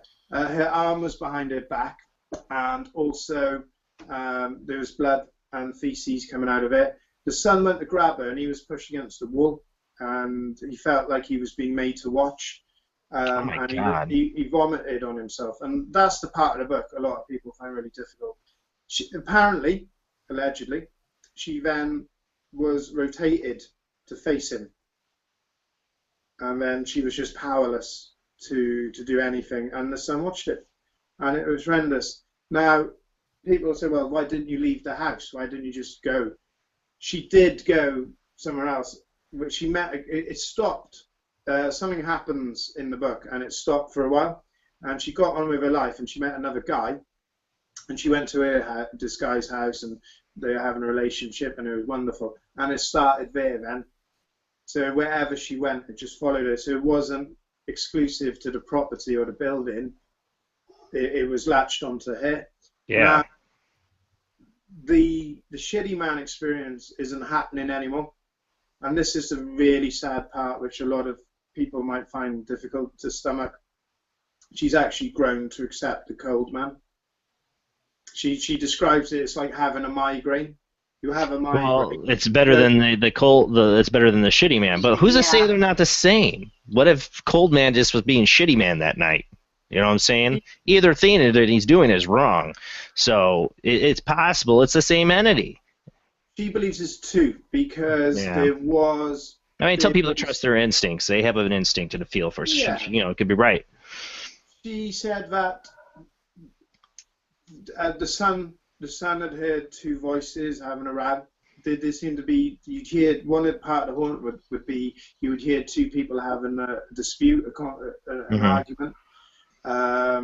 And the son thinks he saw the shitty man when he was young at the top of the stairs. And there's lots of things that makes me believe it's true. But what's not to say that, we as humans suffer with mental health issues, schizophrenia, bipolar. What's not to say that spirits don't have that as well? Which would substantiate your theory that it's the same one. But what if it is the one with 2, 3, 4 personalities in its head? There's just certain things in the haunting. Now, the son is 26, 24, 25. He's probably about 26 now. And I felt he was holding back. And I said to him, with the psychologist, I was really blunt, and I said, has it touched you? Have you been affected by this? And no guy wants to admit that they've been sexually assaulted. And he said he hadn't. He hadn't been sexually assaulted. However, when he was 18 years old, he was in his bedroom and he was reading a pornographic magazine, enjoying it, so to speak. And he said the smell came in the room, just this bad smell that was in the room. It's looking for some sexual energy, man. And it hit him in the face. Something hit him in the face. Damn. Threw the magazine across the room. I don't know. That sounds like almost like a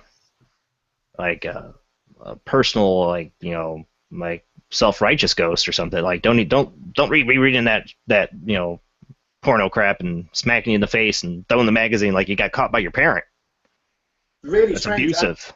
Really upsetting. So the book is, you get the full transcript, and then what I did was I, you know, for the revised edition, I had about 6 or 7 people get in contact with me with their own accounts. So I've included 3 of their accounts in the book. Oh wow. There's one really interesting one. I had a phone call. I deal, as anyone would in the paranormal, you get a lot of people and you think, is this a hoax? But right, or crazy. Yeah, and all investigators, we have a duty of care. We should listen. Yes. I'll offer professional help and advice, and Karen will offer spiritual advice. So between the two of us, we've got it covered. We have to be really, really careful, because if someone's got mental health issues, I don't want to fuel it by saying, oh yeah, that was definitely Yeah, that's the danger. Or I don't want to refer somebody where something very real is happening to them, and they go to the doctor and they just get drugs, or they get locked up, or they get institutionalized. It's really difficult. I don't think people realize just how much of a duty of care we have as investigators. So anyway, I have this phone call. I'm chopping onions. Sunday afternoon. I have 2 phones. I have a personal phone and I have a business phone. People can get hold of me on my business phone if they want to speak to me. And my business phone went for the Paranormal Chronicles, so I answered it, and there's a gentleman, and he said he got my number from somebody who knew me, and he was really upset. And what had happened was he'd gone to the nearest city to us, which was Swansea. He'd gone on a date to meet this woman, and this woman hadn't turned out how he wanted it all. So he was driving back. It was a Sunday afternoon. It was about 4 o'clock. It was getting dark. It was raining, as it is in Wales most of the time. And on just this isolated stretch of road between St. Clair's and Narberth, these 2 little towns, there was a young woman, he said in her early 20s, in a black dress, absolutely stunning. And he pulled over. Oh boy. Pulled over, picked her up. He's never seen an episode of Supernatural, obviously, but okay. Yeah, I wouldn't have bothered. I know that sounds horrible, but we live in a world now where picking up people are crazy. I'm not worried about a ghost woman. I'm worried about like a crazy woman. But go ahead. Yeah, that was my thing. So he let her in the car, and he was like, what are you doing out here? And she was like, are you going to Haverfordwest? And he's like, yeah, I'm going through there. And she was very familiar with him, asking where he'd been, and he said he'd been on a date, and she made reference to had they had intercourse on the date. Wow. He said he was just drawn, and he said he was looking at her legs, and he was like, oh my God, this woman is absolutely stunning, she's gorgeous. And she asked him to pull in to this little lay-by, little car park, because there was a toilet there. And he said, all right. And she just got on top of him. She just got on top of him. And in the toilet? No, in the car. Oh, okay. And, I was like, let's not have sex on a toilet. I'm sorry, that's my first thing. She'd be like, let's pull over to the toilet. And, that's when the shitty man comes in. Right, no. All right, sorry. Yeah. My perverted mind. You just go out, you just ignore it. I like it. I think, it takes the edge off. I think there's a lot of people out there who are very worried and frightened. So this woman is very forward, very promiscuous, and she hitches herself up, gets on top of him, pulls out his member, starts kissing him, and starts to have sex with him. So this guy, I'm just chopping onions. I'm making my Sunday, I'm making my dinner. You're listening to this another day. The guy's voice was, he was like, and the next thing I know, she's got my penis inside her and all this. And oh my good grief. But I have to listen to the guy. And he said, without laughing. I'm sorry. Yeah, At that point, if I heard it in that voice you just said, I would have stopped chopping the onions and I would have been dying. Like the silent laugh, or like, yeah. Holding it in. I'm not gonna laugh. I'm sorry. You have a duty of care, so go ahead. No, I did put him on mute a few times. I bet. Because I was just good grief. And he was really upset. He was really crying because he said there was a terrible smell. It's weird. Which again, demonic, there's a terrible smell. And he said his penis started hurting. He said it was like he was having sex with sandpaper. Oh my God. And he said this woman is like, she was filling his mouth with excrement. And he was trying to push her off. And he looked up and he said to me, this young, beautiful woman had turned into some haggard old witch with see, a terrible skin condition. oh, you see, you're hitting upon my, like, when I was a little kid, my mom, and it's still one of my, I'm more a favorite of the novel nowadays, but when I was a little kid, my mom, nobody judge my mom, please. I was a little kid. I was like 7 or 8 or no, I was younger than that. I was like 5 or 6. I was really young. And one night I was just like my son is now. Like, I want to watch this. It's on TV. I want to watch this. No, you don't. No, you don't. It was The Shining. Oh yeah. And the bath. The scene I got to see was the bath scene, and before my mom was like, "That's it, you're done." And the beautiful woman, and then she turns into a hag. That scarred me. It was probably not like a couple weeks later. My mom realized her mistake when I was in the bathtub. She's giving me a bath, and she turns to me with like that, that beauty makeup cream, whatever. Like she'd put it on and like turn back and say, "What?" And I'm like, "Ah!" She couldn't get me to stop screaming, and it was probably because of that movie. It's always stuck to me in my head. That's like my favorite scene in the movie. Also happens a lot to people when they go to bars and get really drunk too. Yeah, beer goggles. Yeah, well, all right. The beautiful Anyway, woman turns into a hag. But I would be crying too if I was this poor man. It just reminded me of a person I knew who'd like to surprise his girlfriend by doing the Buffalo Bill scene. Oh no! You really want me? That is the most uncomfortable thing to watch with anybody. anyways, let's get back to this guy. So he had this happen. Yeah. For all intents and purposes, now he's now gone from having sex with a beautiful young lady, and it's something from like almost like an erotic novel, to being violated by an old stinking hag. And he was just praying that a policeman would just arrest him, or a dogger. Now, I don't know if everyone knows what dogging is in America, but dogging, it's a very strange activity where it's like a sexual society. We have it in the UK where people meet in car parks for sex, and there's like different rules that you sit in a car, and if you've got the light on, you can watch someone having sex in the car. If you leave the window open, you can do this. If the door's open, you can join in. So he was hoping that some doggers might save him. Think that they were dogging and just. You learn something new every day. Yeah, I actually love learning that. Go ahead. It's a really strange thing to do, but I've actually got a really good paranormal story about that as well. But I can't tell you that because that's going to be in a later book. Okay, don't. He ejaculated and she vanished, and he was terrified. And he still ejaculated. Yeah. But that's what they're after, I guess. But yeah. But I'm like, if it felt like sandpaper and she was a horrid old hag, man, I would be like, bloop.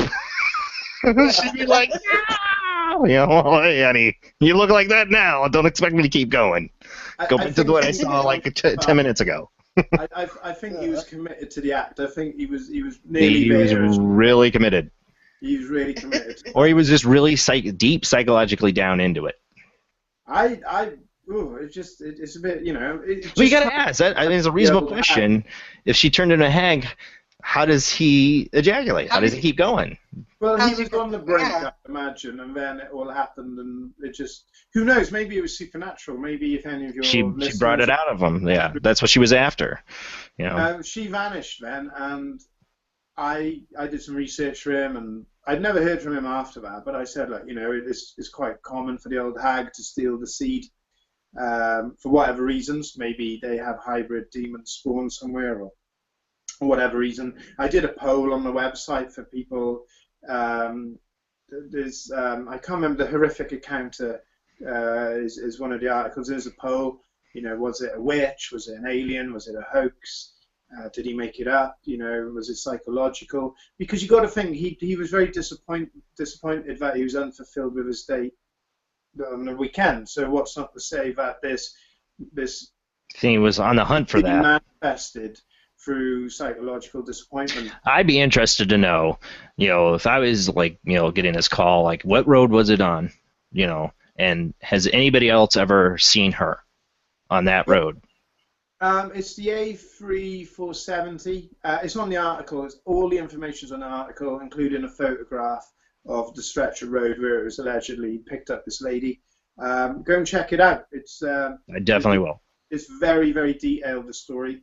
I did edit it a bit because at the time I didn't think so many people would go to the website. The most searched thing on my website is how do I get a ghost to have sex with me, which is insane. Oh my God! There's 7 billion people on the planet. There's someone for everyone. I'm always a big believer of that. There's someone for everyone. If there's someone out there listening, if you're really lonely and sad, or whatever, trust me, there's someone out there. You don't need to start. I've met a girl once that I went to high school with, who told me a whole story. She said, because she knew I was into this stuff, and that she used to have sex with ghosts in her house, willingly. And I'm like, what? You know, like, this is before I was an investigator. But she told me all this stuff. She talked about the Ouija board, and they would come to her at night and have sex with her. I'm like, okay. I'm like looking for the nearest exit. What, from her? It's from her. Yeah. If you'd seen her, you'd know why. But dear God, I hope nobody from my school watches this. But I'm not going to say no names. But yeah, it just. Somebody willingly wanting to do it. I mean, maybe they've seen that Ghostbusters scene with Dan Aykroyd too much. I don't know, but it doesn't seem pleasant. It worries me that someone would want to. If this is right, let's go with the notion that this is real. Yeah, that there is a dimensional world, spirit world, demonic, angelic, whatever. Let's go with it for a second. That this is real. We don't know what their motives are to be involved with us. Do they treat us like lab rats or like chimpanzees, or is there a battle? Like, I was having a really nice chat with an Italian doctor, spiritual doctor of theology, and he was saying that there's a battle for our souls, and paranormal entities latch onto us, hence the dependency, the drinking, the drugs, the breaking up, the sex, and they try and break us. And the reason they try and break us is that every time we commit suicide, God loses a soul. So that there's these agents of darkness, whether they're demons, aliens, spirit, ghosts, whatever category you want to put them in, they come into our world, they look for vulnerability, and they latch onto you, and they break you in any way they can, right? I definitely believe that. I definitely believe. I'm a Gnostic at heart, but there's certain things I definitely believe people when they're going through this, because my own experience. You know, I'm saying I definitely believe people are going through these experiences, and there's some other form. Something we don't understand about our own reality. Exactly. And on the flip side, we've all had that guardian angel, fairy godmother moment where it's like, wow, somebody's really looking after me, you know. And that there's the other side. Then we're just commodities or assets in a battle that we'll never ever understand. You know, Whitley Strieber, who wrote Communion. Yep, I've talked about that last week, actually. I'm a big fan of Whitley. Me too. You know, he has his detractors, but I think he's done a really good job. And his wife, Anne Strieber, she recently passed away. Fantastic lady. And Whitley has said that she's having communications from Anne, saying that the world is basically one of billions of something called a soul factory, where we've been put on here to reproduce. And through our experiences, our soul grows. Have you been watching any of my special editions? Or I was actually on Cat Angel's show. We talked about some of this, about the moon being a soul catcher. That there's this whole theory that our souls go to the moon, and it's like a big database, a matrix. And the aliens are basically on the moon with this, controlling this matrix. The aliens from another dimension, even, and that they feed off the energy of our souls. Exactly, because the soul is such a powerful construct, such a powerful concept, in that it's what fuels us spiritually. It's our moral compass. You know, the body is just like a car. It's just a transport. It's just a vehicle to move the soul around. And through our eyes and our senses and our brain, we feed the soul with information and experience. You know, and what if we are a soul factory? What if there is the whole reason we are here is to simply, as a commodity, like we kill dolphins or cattle, or we kill dolphins or whales because they're an aphrodisiac. Hey, I want to interrupt you 1 second, Gavin, because we got 15 minutes left of the show. I keep getting caught up with my guests and forgetting I do have open line. People want to call in or ask our guests any questions these last 15 minutes through Skype. You can see my Skype ID on the screen. It's oojblandoo. That's my Skype ID. You can give me a call on there if you got any questions for our guests in the last 15 minutes. We're going to keep talking, but I have the ringer open, so if you call in, I will hear you. So anyways, you can go back to what you're saying. I just wanted to get that out there if anybody did want to call in on the Skype had any questions. So if we were to believe this, that there are some very powerful, insidious, and dark forces out there, then why would you want to open your world to them? Sex is a fundamental part of our lives. I start Ghost Sex Violation with asking the reader, what does sex mean to you? Is it a bonding?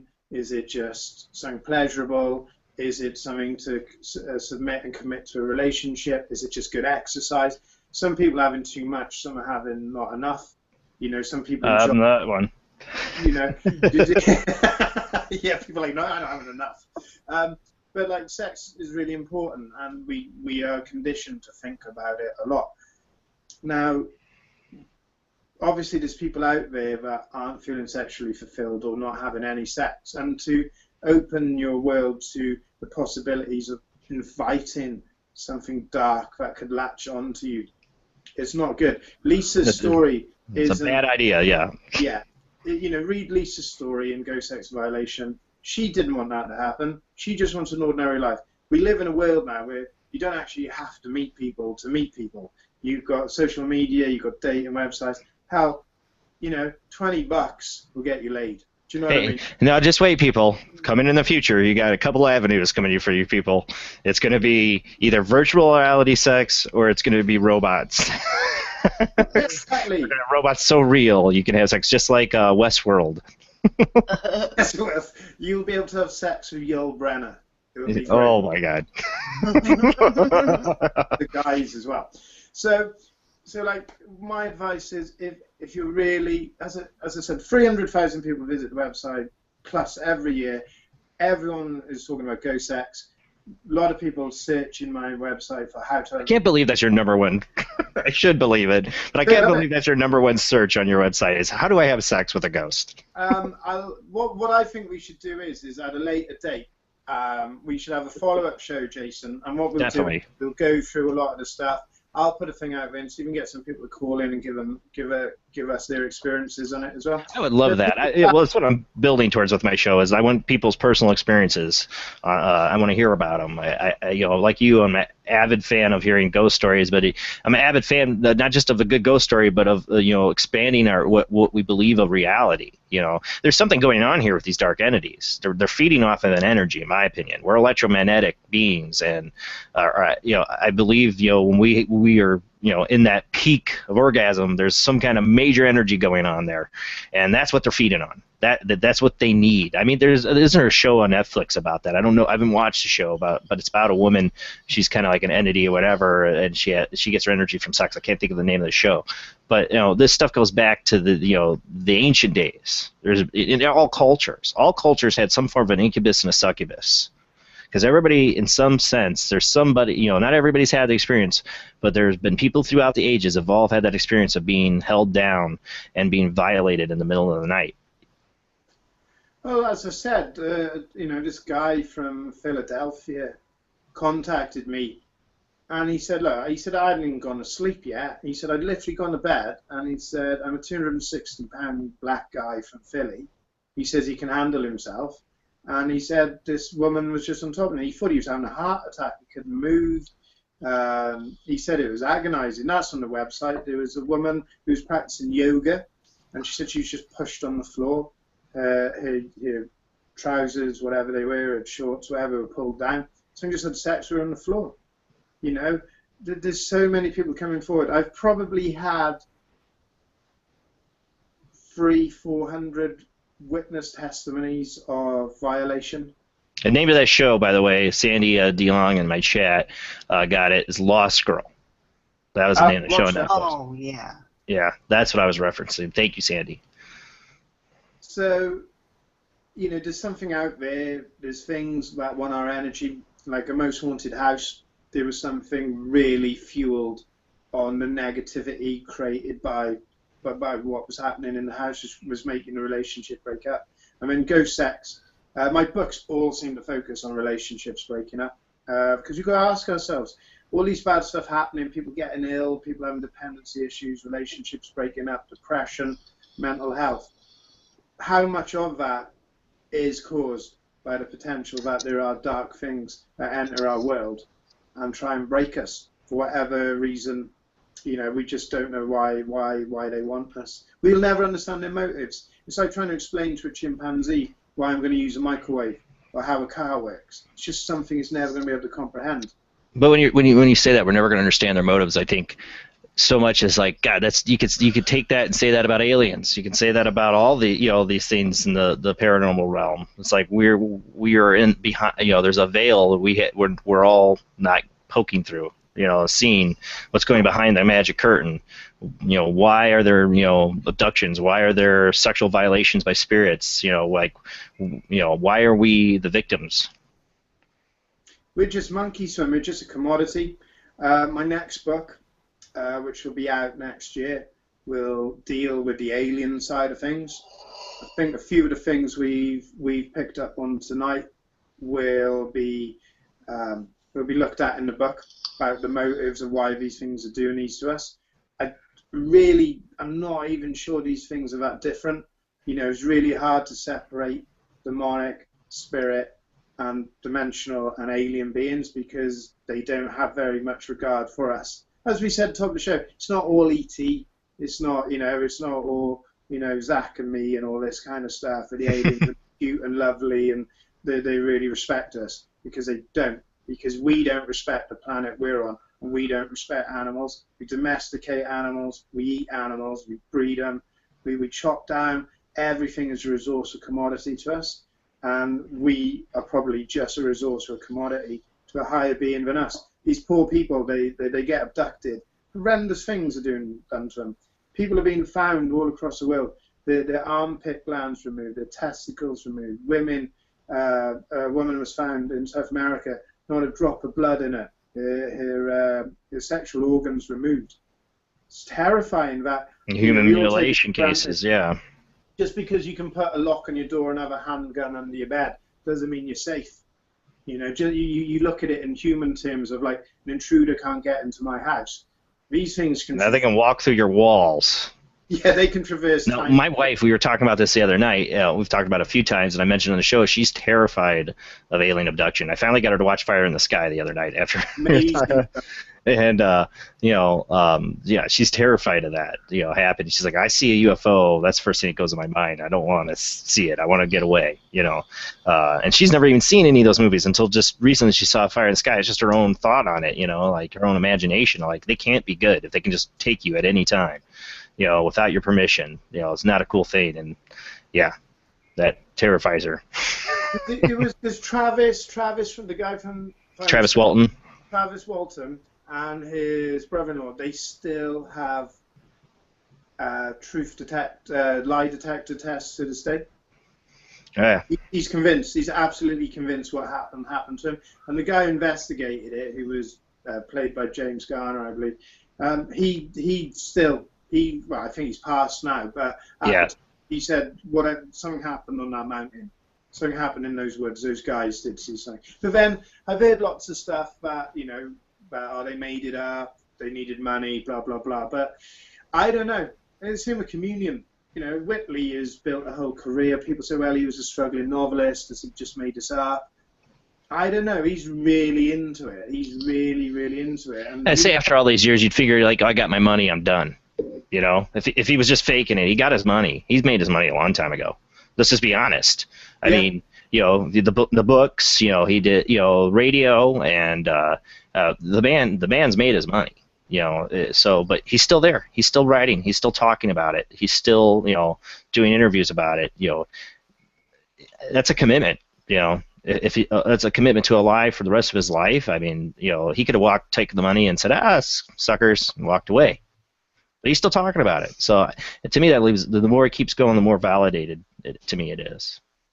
I'm really excited for I'm really enjoying the process of writing the book I'm writing now. It will be out next year. I will send you a free copy, Jason. Oh, that's Once awesome. it's done, I think you're really going to enjoy it. This woman who has been, she's had lots of close encounters, pardon the pun, with aliens. The visualization through her dreams and stuff is incredible. And they've shown her a disaster, an epic disaster. I don't know, is it localized just to Pembrokeshire where I live, or if it's a global event. So they're giving her premonitions of a future event to come? Yeah, but it's so bizarre. Like, how they treat her and what they do to her is just awful. And why they would do this as well, it's really strange. It scared me a lot writing this book. Because Ghost Sex Violation was a nightmare to write, because when you're sat with a woman, I went through 2 relationships over the process of researching, writing, getting a book published. It was a nightmare, because how can you go home and make love to your girlfriend with all that stuff in your head? It was such a difficult book to write, and I don't make it easy for myself. I don't make these fluff pieces. I really want to get in the heart of the matter. You think about it a lot. Yeah, I really get involved, and I hope when people read it, but they enjoy it. Critically, my books have been so well received and blessed that people have really taken it on board, and they've enjoyed the very unique style in which I present the cases. And if anyone out there has read my books or planning to, please get in touch with me. Let me know what you think, because I love your views, your feedback. That's awesome. Well, you'll definitely be hearing back from me soon, and I know my wife, she's an avid reader on her phone, for one. I'm like, I'm going through paranormal videos and articles and stuff like that for the show, but my wife's like on like her 100th book of the week because she's been reading on her phone. So I'm gonna give her. I know I'm gonna be like, hey, I got this Ghost Sex the Violation. She's like, give it to me now. Oh, I got at it. Because as soon as I mentioned the title of your book to her, she's like, "Oh, okay." Sex sells. I gotta tell you, even if it's a serious dark matter and these people went through things, that's the human psyche. They see that title, buddy, and they're like, "Bing! I'm gonna read that." I'd be very surprised if anyone finds much sexual gratification in the book. No, it's not even about sexual gratification. It's not even about that. Yeah. But the people do pick it up for that, I didn't, as I said, I didn't do myself any favors. It's curiosity. It's curiosity. The idea that we could be that helpless, that dark. It's a curiosity to the dark. That's what I've talked about that recently on the show. Is that we've had this evolution of awareness of the paranormal, but it seems like lately we've gone down the dark path of the paranormal, like live exorcism on Destination America, the Demon Files, and and I'm not criticizing that. I think they did. I think the Demon Files was a good show. I saw one episode of it. It seemed good. But it's our fascination. We want that. We want the dark stuff. Some of the shows I liked, I don't think were dark. And that's why they never took off. Like I like the reincarnated child one. They talked about the kids being. They did a couple episodes and they've never done anything else. It's everybody wants the dark crap. They want to hear about the dark, spooky, demonic, dangerous stuff because they've been so desensitized in Hollywood. I want to give out before we leave. With the show, to shout out to all the people that were in chat tonight. I know I'm going to miss a ton of people. There was a ton of people in chat tonight. But Jamie, thank you. Jennifer, Malik, Kevin, I know she's chatting for you on there. Karen Williams, I see her. Isn't that your friend? Oh, Karen, hello. Yeah. She sent me a request on Skype too. You can call in, Karen. We got a couple minutes. Karen's amazing, guys. Get in touch with her through karenwilliams.co.uk. She will help you so much. She's a beautiful, talented, lovely young lady. Albert, Sandy D. Long, my friend, Paraghoster or Jason, Emmy Mummy, thank you. Pumpkinhead Paranormal, my friend Perry there, Tyler or Trapeze as he goes by on there. Thank you guys. Zero Respect, that's a new one I haven't seen on there. Thank you for joining. Ricky, my friend from Ohio that used to live here, thank you for joining us on the chat. Thank you guys. And if I missed you on chat, I'm sorry. I've tried to pay attention to chat as much as I could tonight, but this guest was way too interesting. It really was hard for me to pay attention to chat at all tonight. Mm-hmm. So it was really bad. Oh, and Danella. I forgot Danella's on there too. So thank you guys. Thank you for coming. I just offer a big hug to Jennifer and Kevin as well. They're really good friends of mine. Yeah, Paraversal Universe. You've been on their show. People. I love those guys. And yeah. Amazing investigators. And congratulations to Jen, who just recently became a demonologist. Woo! So, congrats. Next week will be the final ITC Collective show of the year, because I won't have one. Well, it'll be the year be over with. And I won't have one in January. I know that because of the baby coming at the end of January. So this will be the final ITC Collective show for a couple months. Right now I got John Huntington. People have been in the ITC Collective, have seen some of his posts. He's got some amazing spirit box evidence. We're going to have him on. I'm going to have my friend Lisa on as well. You've seen her. Another one from the UK. It'll be 4 in the morning for her when she comes on. And then I also think I got Rob Autry to agree to come back on to that night to do some experimentation. We might add some other people. I don't know. It's going to be the live night of ITC Spirit Box, Ghost Box, and talking to John and watch some of his evidence. He's got some great stuff out there. And then I know January 3rd episode is canceled. I haven't taken it off my website, but I got to do inventory at my work. I'm going to be up late working, and so I will have to reschedule that guest, Ghostbox Girl, so she's called, nickname. I will have to reschedule her to a later date. I'm already booked. March is already pretty much almost filled up. So I'm getting guests. That's awesome. I never thought I would get this many guests. Never thought I'd have 357 subscribers at this point in 6 months. It's amazing. Honestly, I'm amazed that I have this many people even watching on a show. I never thought I'd get that many. Yeah, well, I hope so, but I'm happy with what I got, because I honestly, when I started this, I'm like, it's just going to be me and like 4 people watching tonight. Whatever. I get to talk about the paranormal. I don't care. It's cool. Well, thank you so much, Gavin. Thank you so much. You've been one of the most... You're a wonderful guy. You've worked so hard. Thank you, Judy, as well. Thank you so much. Anytime you got a round table, or if you want to do a follow-up on Ghost Sex, I would love to have you on, Gavin. You were when I decided I was going to choose an episode to try to experiment with trying to be audio friendly, I was like, this guy I think will be a really good one to try to do this with, because I think he's got a lot to say, and I think he's going to be really interesting, and you did not disappoint at all. Thank you. With the spirit boxes, get in touch with Karen. She does some stellar work with the spirit box. She's got a beautiful accent as well. So, yeah, I love the English accent. Your listeners will love it. It's the Doctor Who fan in me, I guess. I just love hearing it. All right, well, thank you, Gavin. All right, I'll see you guys next week. It'll be 10 p.m. to midnight again. ITC Collective Show, the last one of the year. We'll do some experimenting. I don't know, but maybe somebody in the panel might have the realm. We'll get that up. I'd like to see that experiment with. Maybe Judy. Maybe she'll have it by then. Yeah, maybe I'll have it by the first for our investigation. Right. All right, well, thank you, guys. You have a wonderful night. I will see you next week. Like I said, January, I think the last show in January is scheduled for the 17th, and then I'm going to be off for a little while because I got a baby coming. The next show after that will be the February 7th, which I'm going to have Roger Firebolt from, what's that show? Destination America, Project Afterlife. That's going to be very interesting. We'll talk about near-death experiences.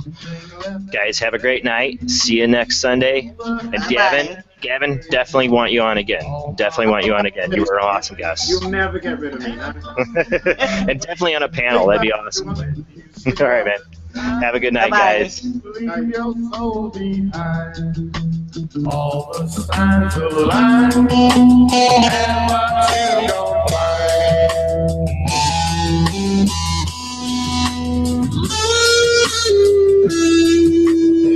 Oh, yeah. And Merry Christmas, people. I forgot. It's going to be Christmas before I'm on again. Merry Christmas. Merry Christmas. And bah humbug, too, because I work retail and I hate, sometimes I hate Christmas. But oh, well.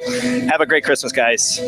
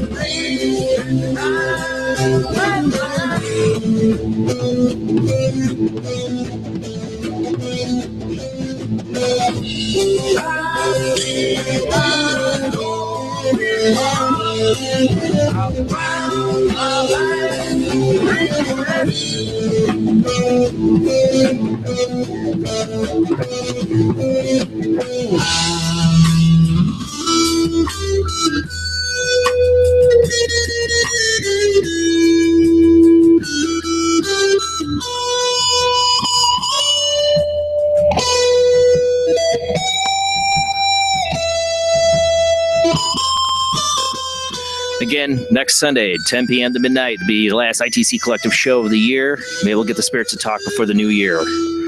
Thank you, guys. I'll see you next week on Paranormal Soup.